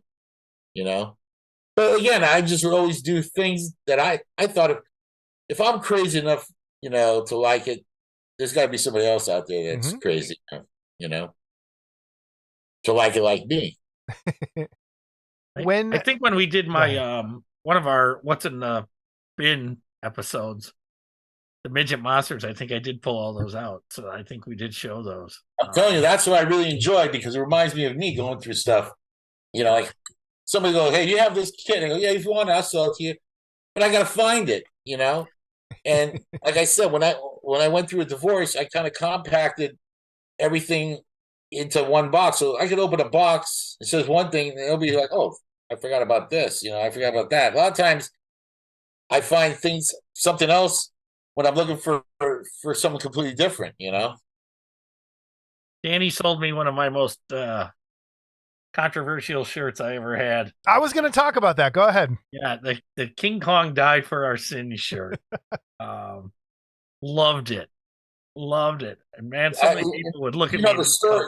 You know the story about that. I want to hear the story. That's why I was going to bring it up. I should have wore it. For the episode. When I was a kid, it was like 5th or 6th grade. I went to school, Catholic school, and I had a button that said "King Kong died for our sins." The nuns went crazy. They sent me home. There was like a hippie poster. It was called Poster Mat. You know, a hippie poster place. They had all kinds of buttons were big then, right? Yeah. Yeah, the one just said, just the words, "King Kong died for our sins." That's sacrilegious, boy. And they sent me home. So I told the story. We're at dinner. It was after one Chill's show in New York. And Rich Hilliard was there. And he was laughing. He goes, "You know what? That'd make a good shirt." I go, "If you draw it, I'll make a shirt." So he did. He did that drawing, right? And for years, even the original shirt was white shirt, and it was printed in black. For years, guys asked me, "You still got that King Kong Died for Our Sins shirt?" Especially this guy. He would always ask, "Remember that King Kong Died for Your Sins shirt?" Yeah. And I remember the last 10 I got, I sold to a priest. A priest bought him. He was a big King Kong fan. Like, "What are you doing with 10 of them?" "Oh, I'm going to give them to all my friends." "Okay." So I ran into the guy who ran those shirts a few years ago. And I go, "Hey, Pat, do you still have the screens for that King Kong Died for a Sin shirt?" The guy looked at me and laughed. He goes, "Screens? Everything's digital now. You know, we don't got screens no more. Like, we don't need no stinking badges." It's like, "We ain't got no screens." He goes, "But if you have one of the shirts, bring it down, we'll scan it, you know?" And I called Rich Hilliard to see if he had the original artwork still. He couldn't find it. He goes, "I'll just draw another one." I go, "Oh, no. So I ended up, I bought one of the old shirts because I kept one of the old shirts and they scanned them. I made them again. But everybody likes that shirt. It's a good shirt. So either really hate it, or some people get it, you know? Hey, and then so we made a model kit of it, finally, after years of us bugging him, too. "Hey, you should make a model was the one who kit." told me, he goes, "You should make a model kit of it," you know? I go, "Really think so?" And yeah, Kim Ito sculpted it. That's a whole nother story. But there it is. Go ahead. Kong, tell us the story. King Kong hanging with his tongue out. Yep. Nah, it's too long. It got to the point where, you know, he did a nice sculpture on it. Let's just say that, you know. Gotcha. What kit do you think best represents dimensional designs? Like when you're dead and gone 100 years from now, and there's some stupid little museum exhibit of like garage kits. You're lucky he's going to make 5. I don't know. I'm talking future. Like, oh, here's this thing of these people used to make these model kits, and there was this company, Dimensional Designs. Which kit do you think should be the representation of dimensional? You asked me what my best seller was. I'll tell you what my worst seller was. Okay. The crawling hand. I could count how many I sold on one hand. But you know what? Slow crawling hand. Well, it was just a cat eating the hand, okay? But those 5, maybe it's 6 or 7, but less than 10, let's say. But those people that got that kit were really happy they got that kit. They liked that movie too. Yeah. You know, and for me, I like the B horror stuff. You know, as cheesy as it is, the classic Universal stuff, it always has its appeal. I love it. But I'd rather have a thing like the brain that wouldn't die, the head on the table, Yeah. When I saw that movie when I was a kid, it freaked me out, I mean, you go back and watch that movie, they buy a chunk out of the guy's neck, he's holding a piece of chicken, throws it on the floor, the mad doctor rips off the arm, and, so probably the B-movie stuff, I was going to say, if I was thinking of a dimensional design kit, it would have been the brain that wouldn't die, because that's been in so many of your ads. Yeah. And then I would also say the midget monsters, because it was. Yeah, but like I said, over the years, I had a lot of guys go, yeah, you didn't want any more midget monsters done? And I go, that's a thing. I just have, that's Randy Lampert's thing. And then he went out to do his own. He's got a whole bunch too. They're all great. Yeah, and they are good. They're bigger than yours were. They're a little larger scale. But I get all those too. I've got all those too. That's why the Outer Limits stuff, I did it 1 8 ago, because then I started realizing, like in my house is full of this stuff. I got 9 cabinets that are 9 feet by 3 feet tall. I can't even put, like something the size of a Coke can or a glass on any shelf. It's that jam packed. Then I got hundreds of models. That's what I'm saying. I look at it. What am I doing? If I build them, where am I going to put them? Yeah. So, I started looking at stuff I have in my garage, in my basement. This stuff is way cooler than the stuff I have in my house. Why isn't that stuff in my house? So right now I'm just kind of looking through stuff, figuring out, what, I'm going to get rid of these, get rid of those. But, when you start looking at kits that have big bases, it takes up a lot of, shelf space. And then the other thing is you got to think about, if you have a light source from the top, you can't have something with a big base because it's going to kill your light going all the way down the cabinet.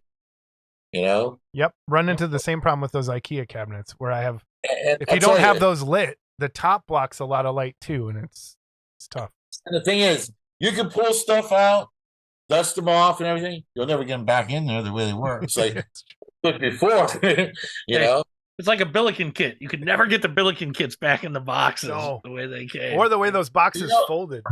What I noticed about the Billiken kits? There's no bases. So you can put a bunch. But I always built bases for stuff to kind of tell a story, Mm-hmm. Now, sorry, I didn't. Like, even some stuff, I could have used a smaller base, It didn't have to be a big square thing. Even a round thing, I could have fit more, I've thrown out so many bases that I made for that exact reason. I'm like, it eats up too much space. I just want something small. You think of like the Janice Dracula kit, which is beautiful with the bride and all that. But when that thing's built, it's freaking giant. It's like, what do you do with it then? I have that with the bride.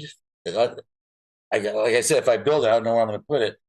I have the mummy, same thing, the white zombie. I just finally got the only one I was missing was the Jack Pierce tribute kit. And I finally got that reissue. But yeah, those are all really cool. It's like, if I put them on my shelf, it kills a whole shelf, So, when I went to Resentopia, I went to Vin's house, and Vin had all those big giant ones around like his bedroom dressers. Like everything was filled up in his bedroom too. And I was like, oh my God. And I have the same problem. I have some pre-paints in my room. I ran out of space. So, man. Like right now in my workshop, I go, I'm going to build all these Frankenstein kits. Might as well get them all done at once. And I got like probably about 6 of them, and I figure, because once I mix the paints for all the colors, I'll do one head, do the next head while that one's drying, and I get them all done. And I started looking, okay, they're almost done. Where am I going to put them? I guess I better put a shelf up here in the shop and put them there, So yeah, same thing. There's just back in the old days. Excuse me. You were just waiting for the next Billiken, right, Scott? You're thinking, what they're going to do next? When's the next Billiken come out? Oh, Kyoto. Did Kyoto do anything? Any American monsters? Then all of a sudden, some special effects guy in between movies, he put out a resin piece, or Jeff Yeager. What's the next Jeff Yeager thing? Kidcraft. What's that Kidcraft?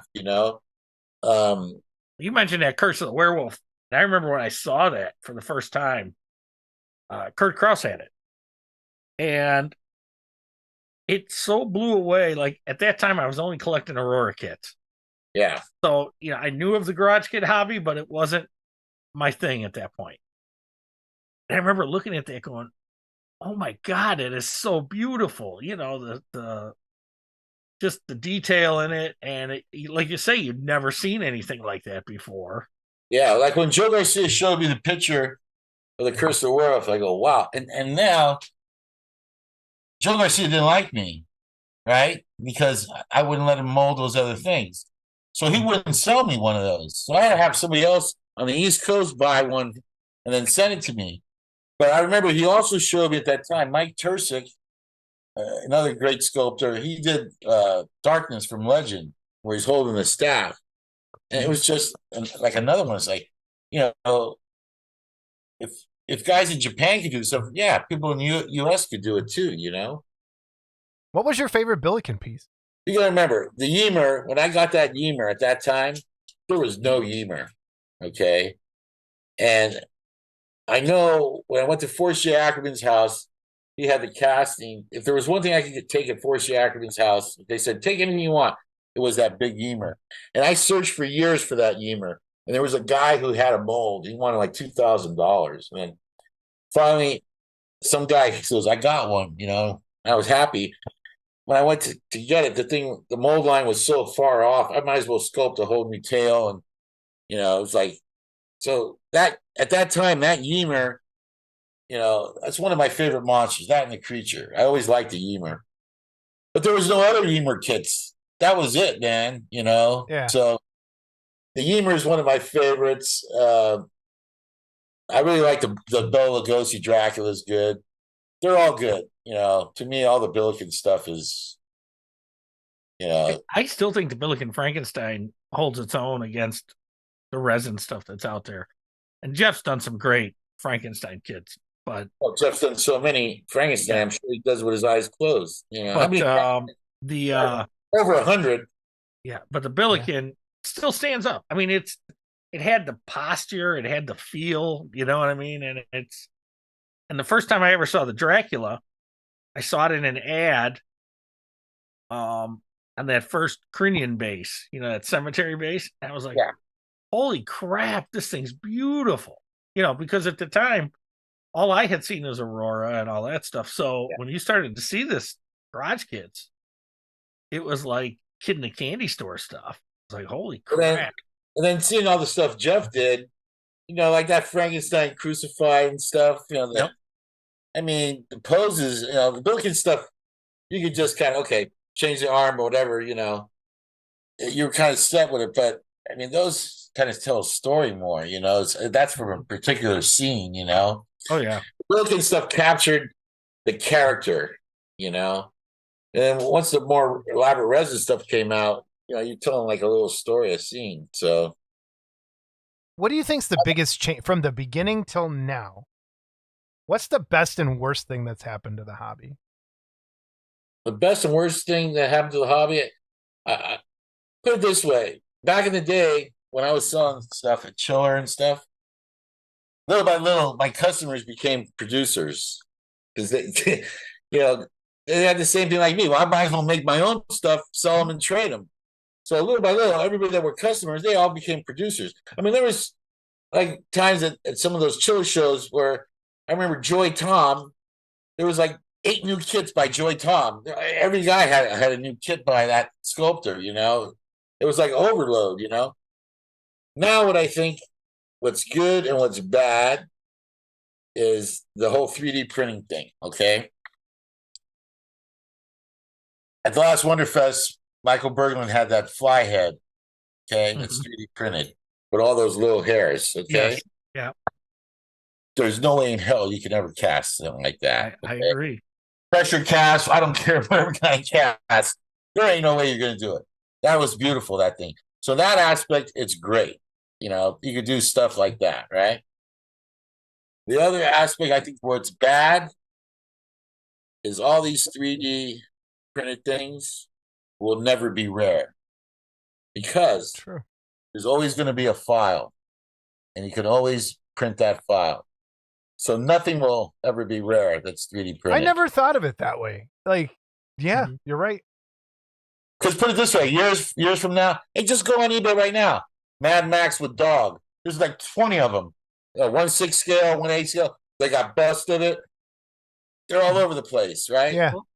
So nothing you buy is ever going to be rare because this is why guys hang on to their files, though, too, because you hang on to your file, you have control over the printing because you just print your own. Yeah, that being said, though, file, it's never out of production. I sell you the file. You don't know who. All of a sudden, you got that file. You're selling it to 20 guys. The file. Yeah. Right? Well, that's the thing. You have to hold on to your files, unfortunately, if you're gonna. And it's still, like I talk about Tony Cipriano all the time. He don't like to let his files out because unless he's paid by a company or whatever. But it's for that very reason. Once somebody gets the file, they can go in there and alter it. They can go in there and modify it. And so I get it. So I get that aspect of it, and I showed you before we came on this Kong head from my thing. And it's like, you're only going to be able to get those from me, but are they going to be rare? Hey, as long as there's a 3D printer somewhere, I can print one for you. So it's never going to go out of production. The beauty is you can make it any size. So and that's that is the beauty of it. And you can cut it, you can make a bust of it, you can, it's yes. And you're right. And there's good and bad with the 3D printing for sure. But I think you're right though. And I've brought this up before, like people who are still doing kits, get a box. Like if you add some other things in there and make that release like important, and it becomes a thing you want to have forever, and display that as a thing. Mm-hmm. Like I have a art print that comes with it, or the box is really cool, or something else that comes with it. I think that's what you kind of have to do now to make some of that stuff feel important over prints, like you said, that are just it's popcorn because you can do it. Mm-hmm. Whatever you want. How many you want? Some of those things are so intricately done that people don't want to it's impossible for them to recast. Because some people really don't care about recast. If they can buy something for, okay, for instance, like say the Billiken kits, okay? I can buy one Billiken kit, it's going to cost me $250, say the Dracula. Well, here's a knockoff for $50 and another one for $50. So I could get Frankenstein, Dracula, Mummy, Creature for the same cost it would cost me to buy one. I don't care. I'm going to build it, So some people don't care. They don't care, if it's an original. It's just like, look at movie posters, okay? How many guys out there really now have to own an original movie poster? You can buy a reprint for $10, $15. You frame it, it looks just as good. How many diehard guys are there to go buy lobby cards? That's a good question. That's a very good, because I like thinking about it. I would never buy a recast instead of the real thing. Like when I have bought a recast, it's something like it was like an anime thing from Japan that I couldn't get, or it just wasn't. But like that you could get a Billiken if you really wanted it. And who's that guy that's just like, well, I just want that because it looks like the Billiken, but it's not the Billiken. Like, even if you're going to paint it, I would still, I guess I'm one of the hardcore guys. I would want. Some guys just don't care. And I don't get that. Like, even the movie poster thing. I wouldn't buy a movie poster really that's a reprint. I would try and get the real thing. Or one of those original, like, screen print things that people do nowadays. Like, I don't know about that. I've got some nice. Like the Mummy poster, the original Mummy is a beautiful poster, and it's been you can buy a poster. Repro of it. Yeah. You ain't never gonna buy one. You can never find one, afford one. Yeah, that I kind of get, but I'm talking like now stuff more. The guys that are out there collecting, that do like Danny said, well, I can buy 5 at this price. Those are the guys that don't get it.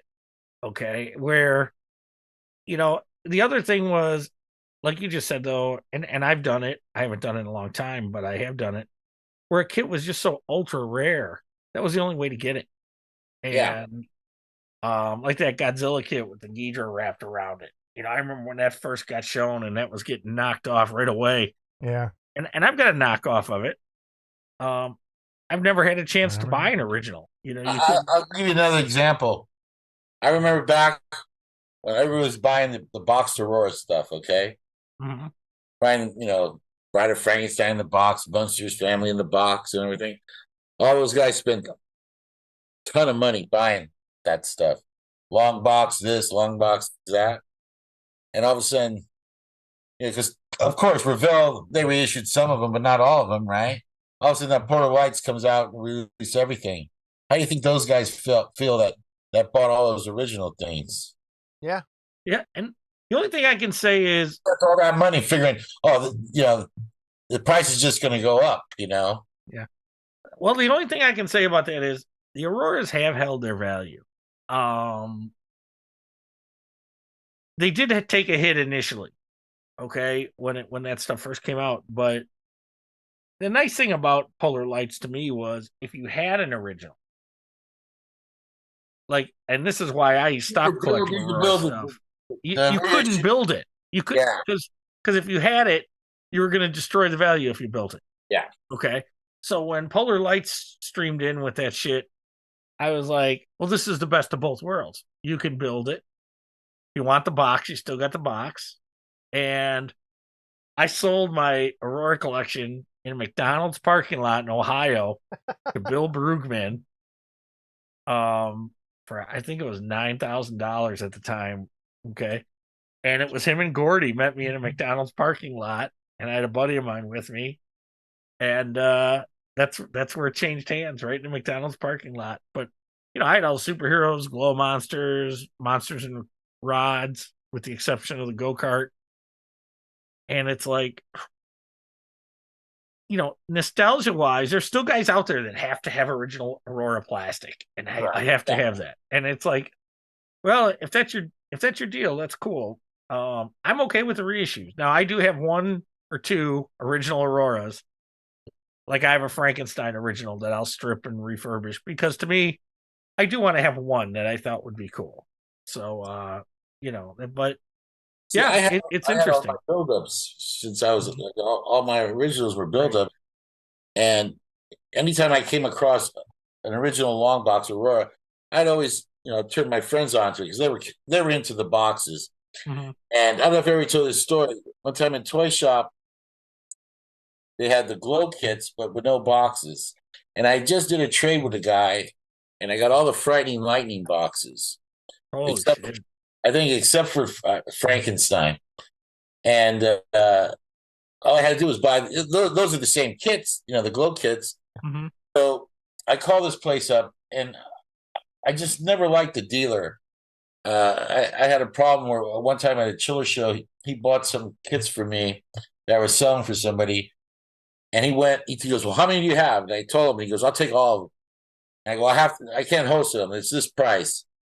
I walked around the show, and the guy had tripled the price at that. I go, at least you could have waited till the next show, not the same show, right? So I never liked that dealer. But anyway, he had an ad for, there was just the Aurora stuff, but not in the box. So I go, I'm just going to buy those and throw them in the Frightening Lightning boxes. Then I got complete kits. And the more I look at these boxes, these kits are kind of cool, the boxes, So I call up, and the guy, there was a kid working there, and I asked for the boss. And he goes, he's in Tokyo on a buying trip. Oh, well, I'm looking at Toy Shop, this ad for Aurora kits. Oh, you like Aurora kits? Yeah. Well, we got a bunch of other ones. And I go, what else do you have? So the guy goes, well, we got Creature. Let me look. They're here on the shelf. Oh, there's a Bride of Frankenstein. There's a Munsters. He starts naming off all these kits. I'm going, oh, those are all the original kits, So I go, how much are those? Oh, well, he reads off the prices, and they're like pretty cheap, right? And I go, how about for all of them, right? And the guy quotes me a price. I go, I'm going to overnight you a check. Oh, great. My boss is going to be happy. When he comes back from Japan, I made this great sale, right? It was a few $1,000s. send the guy the overnight payment. The guy sends me this big box. I give it to my friends for what I paid. They're happy, right? I didn't keep anything, right? All I wanted was those separate glow kits that didn't have boxes, because those guys were into collecting the boxes. I get a phone call about a week later. It's the kid. Hey, Mr. Soracco, this is so-and-so from, oh, yeah. I made a big mistake. And I go, excuse me? He goes, well, apparently the prices I charged you for those kits is what my boss paid for them. But we hadn't, relabeled them or repriced them. I picked them up at the airport and I told him, that I made a big sale, and he screamed at me all the way home, right? Then all of a sudden the guy gets on the phone and he starts screaming at me. He's going, you took advantage of this kid. SB, you know what those things are worth. I go, hey, he offered them to me. He goes, I want those things back. I go, well, there's a problem. I don't have them. He goes, what do you mean you don't have them? I sold them. I go, but I could try to get them back, but I can't guarantee it, So I go, you're in no position right now to be yelling at me, but I'll try, right? So the kid told me, the only reason why I tried, because the kid, that's okay, Mr. Soracco. I guess, he said if you don't get this stuff back, I have to pay him what he was going to sell them for out of my pocket, right? I said, okay. So I called my two friends. I go, yeah, I explain to him what happened, right? Hell no, we ain't giving them back. Hell no, right? And I go, hey, man, it's a poor kid. He's going to lose his job and stuff, right? So, okay, we'll sell them back to him, but I want $100 more than what, I want to make some money on the deal, right? So I think I got most of them back except for two or three of them. One guy said, there's no way. A deal's a deal, right? So I call the guy and I tell him, oh, look, I can buy back the kits for this much, but it's going to cost you more than what I paid. If you want to buy these things back, these guys, they agreed to sell them back, but they want to make a little something on the deal. And the guy says, oh, you're doing that, you're taking advantage of me. I go, that's that. It's out of my hands. I mean, that's the best I could do. And before I do anything, I need you to write a letter to me saying that you ain't going to fire that kid. I go, it says no matter what, that guy's still going to have his job and you're not going to hold him responsible.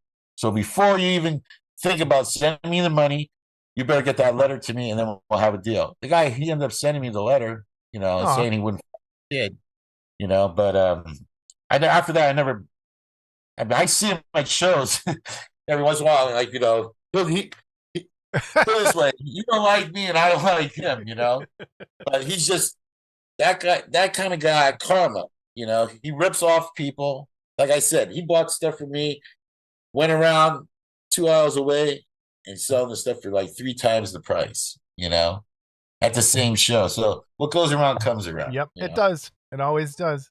This year's Jersey Fest, I got a call. Great. And it was like, we destroyed Danny last night. We don't know what happened. So, Danny, what happened? All I know is I ate a gummy and I smoked something called a Willie Nelson, and I couldn't talk. He couldn't talk. I said he couldn't even talk, and he knew it. Couldn't talk. Wow. It was like, I just got paranoid. It was like, I got to get out of here because it's not going to get any better. It's just going to get worse. If somebody would have, lucky it happened during setup, we were setting up the tables. I was all set up. And it was like, I couldn't, if somebody would have came and asked me a question, I was like, I couldn't talk, I go, I got to get out of here because, like I said, it wasn't going to get any better. It just get worse. I was more paranoid. So is it true the next morning you did this to the guy and said, Diablo, get away. Diablo. Yeah. I want to talk. So what other things do you collect besides model kits? Because I think one of the cool things about Dimensional Designs, you have jewelry in there. You have that monkey paw. You have some other like cool little trinkets that go in there. The baby skeletons.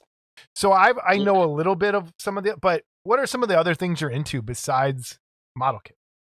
Like I had a friend of mine. He was a tattoo artist, and he got paralyzed going skydiving the week before he was going to get married. Chute didn't open. He got paralyzed from the waist down. The guy was going to kill himself. And I told him, well, why you want to kill yourself? You can still tattoo in a wheelchair. Why don't you sculpt something? He goes, I don't know how to mold it. I go, well, if you sculpt it, something, I'll mold it for you. So the guy did. He did Alien vs. Predator. The only thing is he had bad timing. At the same time we finished the molds, Bill can release their Alien vs. Predator. Well, guess which one was better, right? Yeah. But for doing the work, for helping him, I'm not going to charge you for the molds. I'll do it for you. Come down here, I'll do it. And he goes, well, here's some specimens. And he gave me real human in jars specimens of stuff. I've always liked freak show stuff like Shrunken Head and all that stuff. But, I've collected comic books, monster magazines, masks, like all the stuff George from Blackheart puts out. It's beautiful. I already have all those heads, It's like, I don't need resin heads. I got latex ones. Well, actually, the resin ones will last a lot longer because the latex eventually is going to rot. Yeah. But I have all that stuff already. And then, I got autographs. I collect a lot of things, guns, all different kinds of stuff, So if your house catches on fire, what's the first thing you're grabbing and running out the house? First thing I'm grabbing is probably my dog, because I just run across the street to the fire station. I have a fire station right across the street from my house. Nice. So yeah, it'd probably be the dog. Bring the hoses. Let's go. I got the dog. Literally, it's right across the street from my house. Everybody goes, well, how's it like living across the street from a firehouse? Great. They don't hit the sirens until you get 2 blocks, down the hill. Nice. That's great. What else? The autograph stuff. Not so much posters, because I got nowhere to put them. I have some poster stuff, but I'm not fanatic. A lot of autographs, just from the years of doing shows. I go get autographs. In those days, you could go up to somebody, and if you had pictures, if you sign these, they wouldn't charge you. They just would sign. Yep. Who's the shittiest autograph person you've ever met? Can you say, that was the biggest jerk in person that you were like, what the hell? I'll tell you a good story. A friend of mine wanted me to pick up a bunch of Adam West autographs, okay, at this show. He goes, I got to pick up like 100 autographs. Okay. So I go to the show. My other friend gives me a name badge, said Wayne. So I had this badge that says Wayne. I go up to the table, Adam West there, and I say, hi, my friend so-and-so sent me to pick up these photos. He tells me, oh, well, yeah, we're going to have to charge another $5 each photo because it costs a lot to print these, I go, I don't know nothing about that. I was just told to pick these up, right? At the time, I was just doing the Outer Limits stuff. So I was trying to get autographs of all the people from the Outer Limits. And I told him, I pulled out some screen grabs that I did 8x10s of from the episode The Invisible Enemy, where it has the sand shark. He's in it, Adam West, right? So I show him that, and he goes, oh, the sand shark, that's a very rare episode. And I go, yeah. I was thinking of doing a model kit, maybe doing a model kit I could talk to you about it.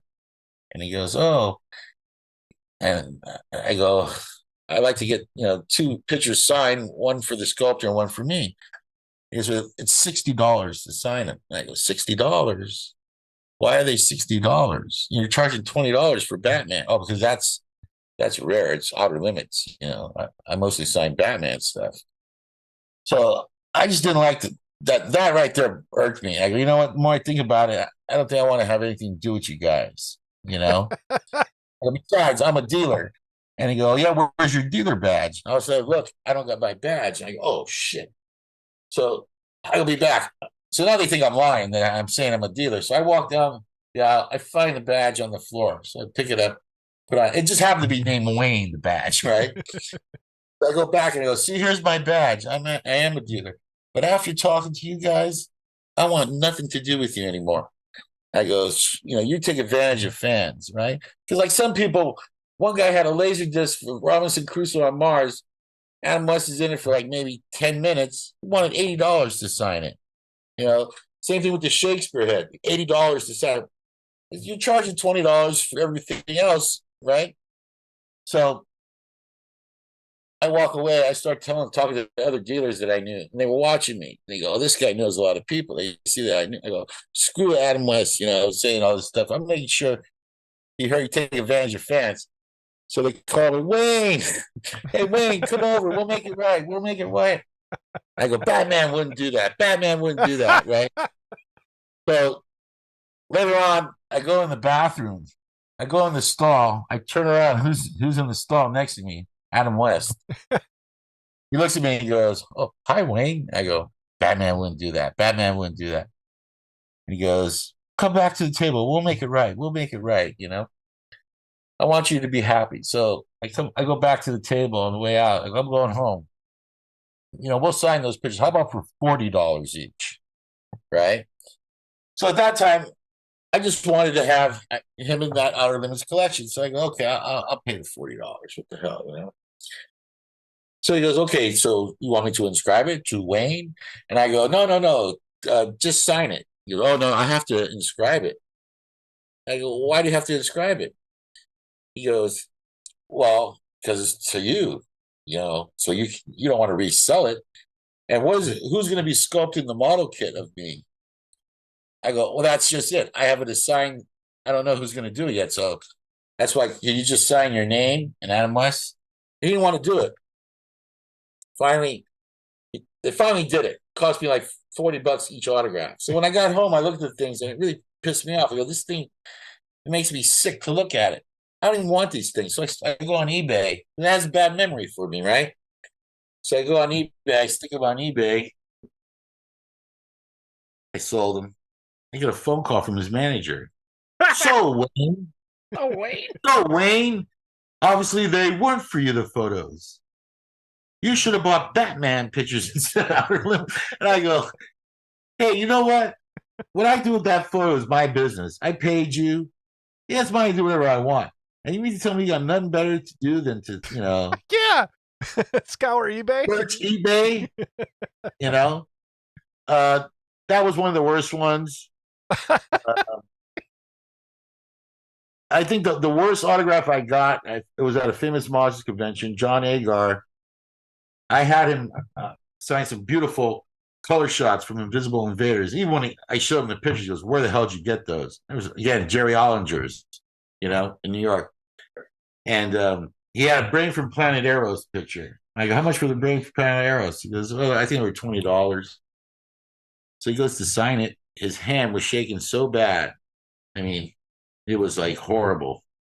I literally said, thank you, Mr. Agar. I walked away, tore it up, threw in the garbage can. That's how bad the autograph was. Let's do the opposite. Who is the nicest person you ever met at a show like that? That sign stuff? Yeah. The nicest guy was Harry Thomas. It was a famous Monsters convention. And there's an old little guy sitting there. He goes, hello. And I go, hi. He goes, you want to buy an autograph? $2. I go, $2? Give me 2 of everything, right? And I looked, it was Harry Thomas, the guy who did all the makeup, for like Plan 9 from Outer Space and Killers from Space, all the funky movies, Frankenstein's Daughter. Yeah. So he signed a bunch of stuff for me. He was really nice. He died a week after. Oh, man. And I traded a lot of those away to other people, but he was really nice. The majority of them are, nice. I never got in arguments.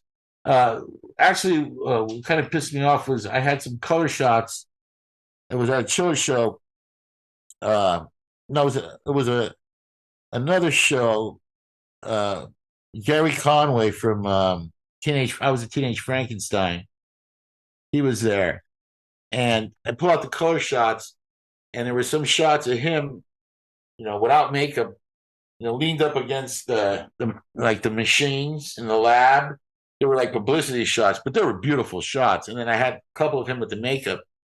So he goes, "Where the hell did you get these photos?" I go, "A place called Jerry Ollinger's." And his manager was this woman. She goes, "You mind if you let me have this photo? I like to have reprints made so we could sell them, because I've never seen this photo, especially in color. And he'll sign for you for free." So okay, yeah, you can have this one as long as I get it back. "Oh yeah, I'll make sure he signs and you'll get it back." I think I gave him like maybe 2 of them, and he would not write. He goes, "What do you want me to write?" I go, "I was a teenage Frankenstein." He didn't want to do it, because I always make him write something, not just sign it. Yeah. I go, "Well, yeah, could you just put I was a teenage Frankenstein?" He goes, "I'm not putting that." I go, "Oh, how about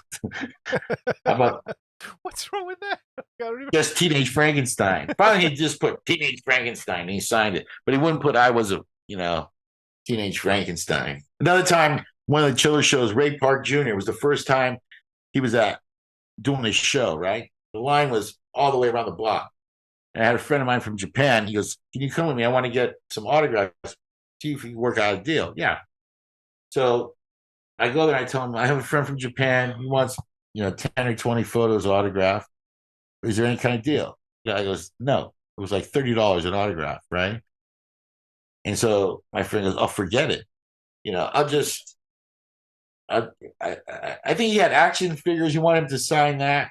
He goes, "It was like $30 to sign the action figures too." And he said, "I'll just have him sign the picture and I'll give it to people, with the action figure. I don't need to have both signed, So I can't remember how much it was. If it was $30 or $60. It was a lot of money, right? But it was the first time, Ray Park Jr. was there, right? So he goes, "How would you like it signed?" I go, "I'll just sign it, your name and your character name."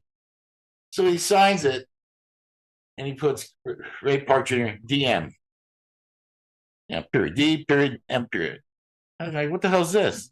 And he goes, "That's the autograph." And I go, "For $30 or $60, whatever it was, you can at least write out Darth Maul, not just DM, And then it was funny because I remember, I don't know if it was Kevin that told me, but his phone bill for the hotel was like $3,000. I guess he was calling England, telling them how much money he was making. Oh shit. So an autograph. And then about 2 or 3 weeks later, there was a big thing in the paper that parents were complaining. They went to a Star Wars convention. And I guess he was charging a lot of money for autographs. So then after that, they had to use certain photos only. And, they only charged so much. But, oh man. So you had some new kits that came out at Wonderfest this year. You want to talk about how those happen, and then anything new on the horizon coming, or there's actually a couple things. I got some new stuff coming, but and what's the best place for people to find? Give out your web address. Give out all that information too. Dimensionaldesigns.com. We have to update a lot of stuff because when we first did my website guy, when he did it was written in an old format. So I guess now I got to rewrite a lot of stuff. But the last stuff I came out with, one kit was Count Alucard, and Sean Sampson sculpted it. Started about 20 years ago, just never finished it. Finally finished it. So that kit literally 20 years in the making. And then Ludwig and Frankenstein, from based on Ghost of Frankenstein, and Frankenstein Alone from Ghost of Frankenstein. That was done by Gabriel Garcia. And actually, that was for a customer. I had a customer who wanted that to be done as a kit. So he wanted me to, basically get the whole project done, as a personal piece for him. And he told me, if you want, you can go ahead and sell, copies of it. Cool. So that's the last 2 things. Well, actually 3 things. The Frankenstein that I sell alone is basically the same Frankenstein. It's a little bigger with just different hands. And before that, that same customer, he had Joe Ladotti sculpt Captive Wild Woman for him. And the same thing, he told me, build one and paint one for me and you can mold it. And, I molded and casted it for him. Some other Outer Limits stuff here and there. I mean, I got stuff even from the Tucky auction that I bought that I still haven't remolded, Yeah. There's about 4 or 5 pieces there. I've had it for the longest time, a Johnny Quest Turu, the pterodactyl kit that a Japanese sculptor, Takeshi Yodanea, did years ago. I just never molded it. There's other things. I know once I, finished talking with you, I'll remember like 5 other things. I have a lot of other stuff just laying around. It's just too much stuff. And when you see something on your website, is it all available? If it doesn't say it's sold out, can you do you have all the molds for everything still? Or yeah, but here's the thing. There's a couple things that say I haven't sold something for 4 or 5 months. I go to pour it, all of a sudden the mold is shrunk, and it's like, oh God, I can't. I have to remold it. Now, if I can't find the original to remold that part or that section, yeah. I just say sorry. I mean, there's been a case where a guy wanted to trade, and he goes, "Well, how about this? Oh, the molds are bad on that. Okay, well, how about this? Oh, the molds are not so good on that one. How about this?" There's like 4 or 5 things he asked me. All of them, the molds were crapped out, right? As well, why do you have them listed on your website? I go, well, I don't know till I actually, sometimes look at them. So. I always love listening to Danny. I spent time with Danny at Wonderfest. We have a lot of laughs. I mean, that's the fun of going to the show, seeing everybody. It is. It is. A couple of years ago, I roomed with Donnie, who was John from Janice's ex-brother-in-law, and these 2 clowns went out to the casino, wanted me to come pick them up at like 2 a.m. Motherfucker, take a cab. I'm not coming to get you. You should have just came with us to stay in the room. Oh my God. It's funny, when we went to the casino, he goes, I say you should play that machine. I feel it. I ain't playing that machine. I'm gonna go play blackjack, whatever. I went to another machine. I come back, I hear some other guy next to him is playing. It's the jackpot. And Donnie's looking at me and goes, I told you. So then they come back, and Donnie decides he's hungry. And what was it, about 3 a.m? Oh, that's the second time. This was the time before that. Yeah, then it was like 3 o'clock in the morning. He goes, let's go have breakfast. He goes, I'm going back to the room, He told the cab driver, you want breakfast? I'll treat. So he took the cab driver somewhere, they went. Oh my God. Anything you want to cover? Like anything else? No, I mean, I could talk forever. So can you guys, but I'm here at a friend's house, and he wants to kick me out. So let's do a part 2 eventually. Agree to come back sometime. Yeah, I'll come anytime. Absolutely. Okay. Maybe when I got some new stuff, you show you the new stuff, and for sure. Yeah, for sure. Thanks for having me, dude. We loved having you on. This has been. Danny's one of the few guys that watches us. I know. But I think I'll just a personal note, from the time we started this, you have been on our list. Like, I think from our first episode, when we started talking about people we would want to have on the show, you were in that top 5 of people we had to get on. So thank you so much for coming on. One of the godfathers of this hobby, who I don't think gets enough credit for being one of those godfather guys. And you're very humble. When people hear you, he's not very humble. Like, they would not think that you're as humble as you actually are. You're one of the nicest guys I've met. I'm just a stupid kid in all this. And it's here we go, the nicest guys. Now we're going to hear it from Gil again. We're going to have a fight. We're going to have Rob Madison and Danny fight, like boxing. Who's the nicest guy? Yeah, the nicest guy battle. God. But man, I like seeing all the new stuff, and like I told Scott, I really enjoyed the thing where he's going through those bins, looking at those old kits, because a lot of people they don't even know that stuff exists. Right. Yeah, we got more of those coming. So it's good to see that old stuff. But seriously, thank you so much. We will have you on again. Thanks. You are so welcome. DimensionalDesigns.com. Thank you. I really mean it. All right. Thanks, man. We'll see you in a bit. Thanks for coming on. Hey, What's I up? don't know how to shut this thing off. All right, hold on. I'll stop recording, and then you can hang up. That went well. That went really well. Thank you, Danny. That went well. I'm glad we mentioned Mark Stalick, the first guy I ever met that cast resin.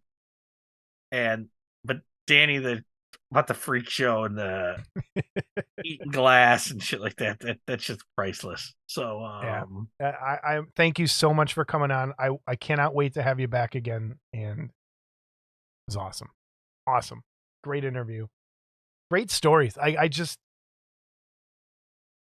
to know you're one of the people that helped kick all this off, and just so cool. Well, and to realize, and I give Terry Webb his credit too, to realize this was all done prior to social media and the internet and all that. It's all word of mouth. It was all word of mouth and telephone calls, and I can't tell you how many $200-$300 phone bills I had back in the day. Okay, and it's like, wow. Man. All right, no, that was great. I can't wait to do this again.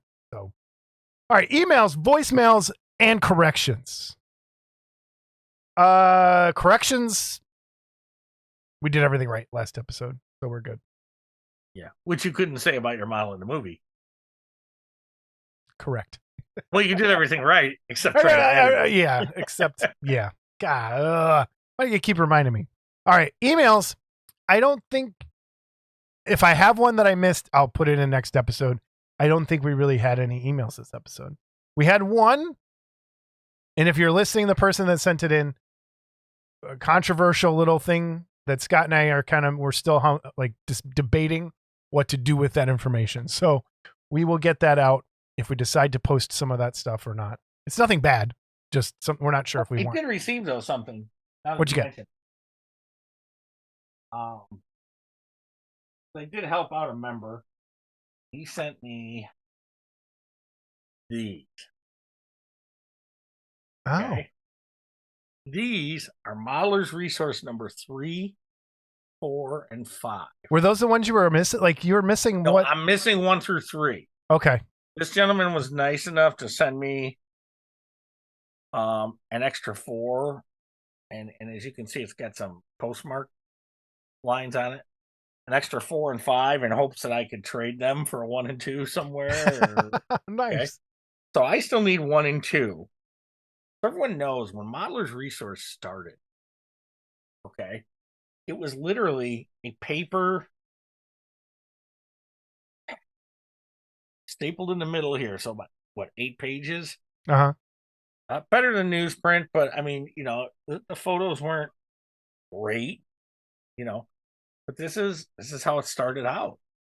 Not amazing figure, Model and Toy Collector started out very similar. The first issue was just a mailing, but it was like half the size. And then around issue 4, what is issue 4? When they went to a shinier, glossier paper, but they still only were 2 color with some red mixed in there on the cover. But again, it's what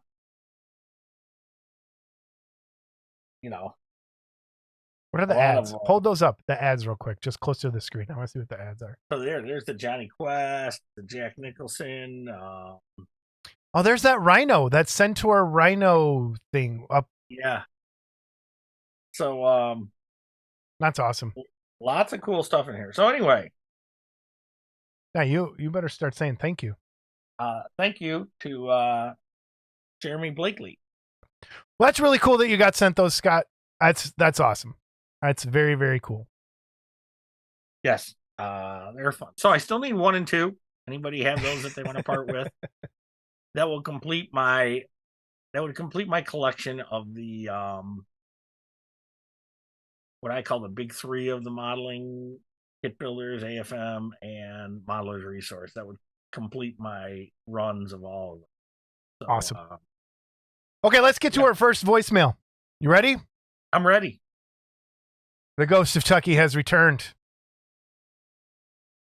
Ooh, yep. You guessed right. It's me, John Tucky, from the grave. I'm back. and just in time. Well, how convenient of Johansson to sit out the last episode of Model Club. What's wrong, Scott? Did you run out of stupid mom jokes, or were you putting your shrink ray on Mark Brokaw's big head? Well, either way, I know what you weren't doing, and that was building model kits.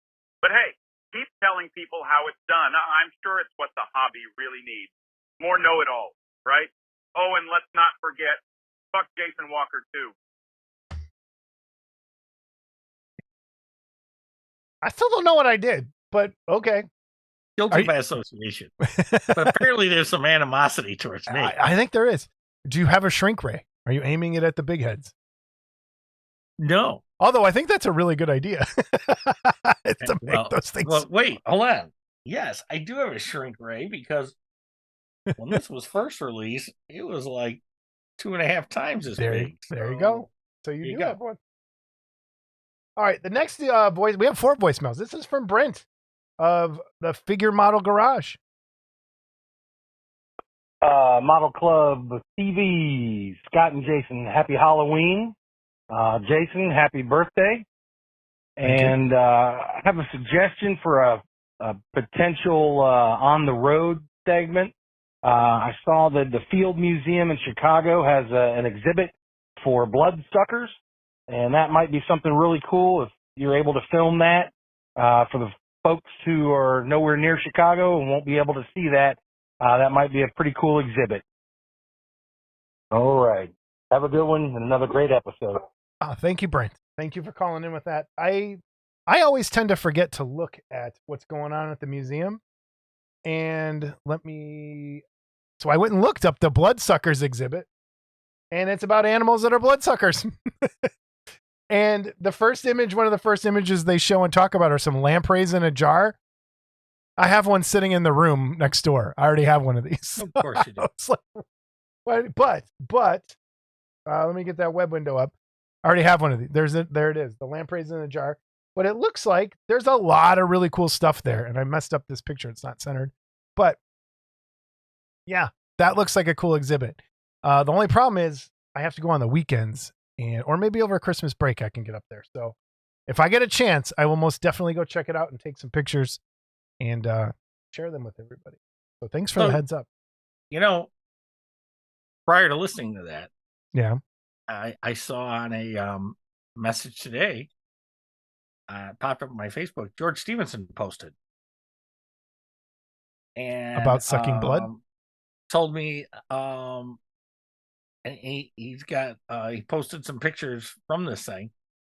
But what was cool is the Blackheart Models full-size Dracula 360 bust is part of this display. Oh, you know what? I did see that. Like, okay, cool. And it's under glass, and it's under glass in a museum. So, and George was, it was called Bloodsuckers, Legends to Leeches.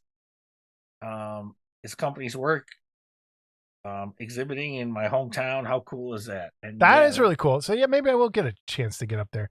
Steve Riojas has a pterodactyl in that museum as well.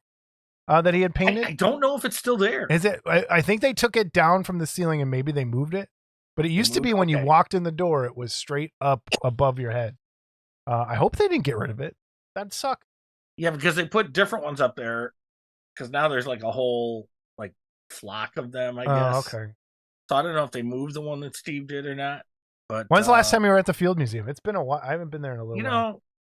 The last King Tut exhibit they had. So I want to say it was around 2006. Okay. And there was a small King Tut exhibit. And I got to tell you, the Field Museum is a snooze fest. It's like a Lord of the Rings movie. Okay. It's like Peter Jackson curated that museum. All right. I'm sorry. No, there's things that are cool. The Sioux skeleton, the T-Rex, that's really cool. They had a great Star Wars exhibit there. They did. They had a Star Wars exhibit. I went with Matt and Thad back in the day. And then Joe Graziano and Lynn Burks came out, and I went a second time. So I went, they have that was Science and Industry that had the Jim Henson one. It was fantastic. Yeah, I didn't see that. I did see a special effects one at the Science and Industry where they had some of the Independence Day models. Yeah. a few of the Star Wars models, but the coolest thing they had there was the matte painting from the Wizard of Oz, where they're coming up on Oz with the Emerald City.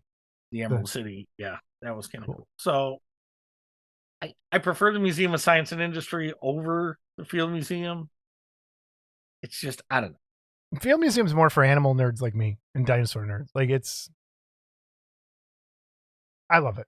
I love the aquarium the most, but I like the aquarium. All right, our next voicemail. Tank in your house? What? You even have a fish tank in your house? I've had a fish tank most of my life. When I moved to this house, I did not have space for one and had to get rid of my fish tank. So it's my other hobby usually, and I haven't had one. All right, we have another voicemail from the Joker has returned. This is the Joker. And it's Halloween time once again, my favorite time of the year. And I think I'd leave Scott Johansson alone because he kind of bores me. Anyways, I found a new best friend. His name is Tim Fortuna. Oh, Tim. And I think I'll make a trip to the great Canadian border and visit my best new friend. My new pal. Right, Harley? Oh, sure, Mr. J. Anything you want. Yes, I think I'll have lots of fun with Timmy and his plumbing. And all his dark secrets.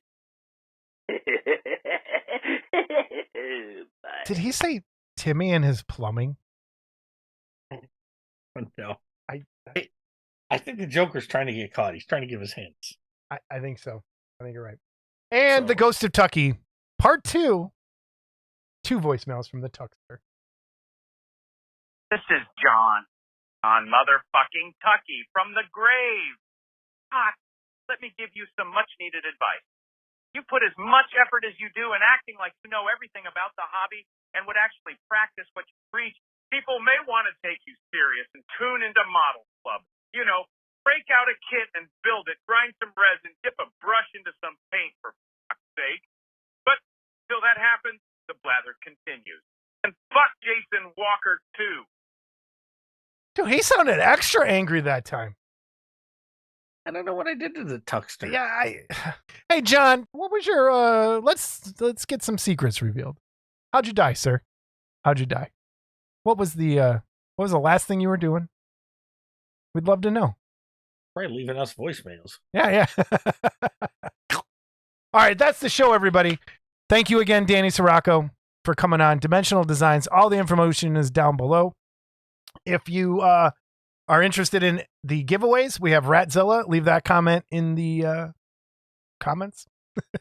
Put that in there. And then also we have Vampire Zero from Paul Gill and Jesse Rubin. So thank you both for sending those in for the giveaway. Leave those in the comments. We'll be back in just a short couple weeks with another episode. Episode 83. Scott doesn't look excited. Say goodbye, Scott. 83. Goodbye, Scott.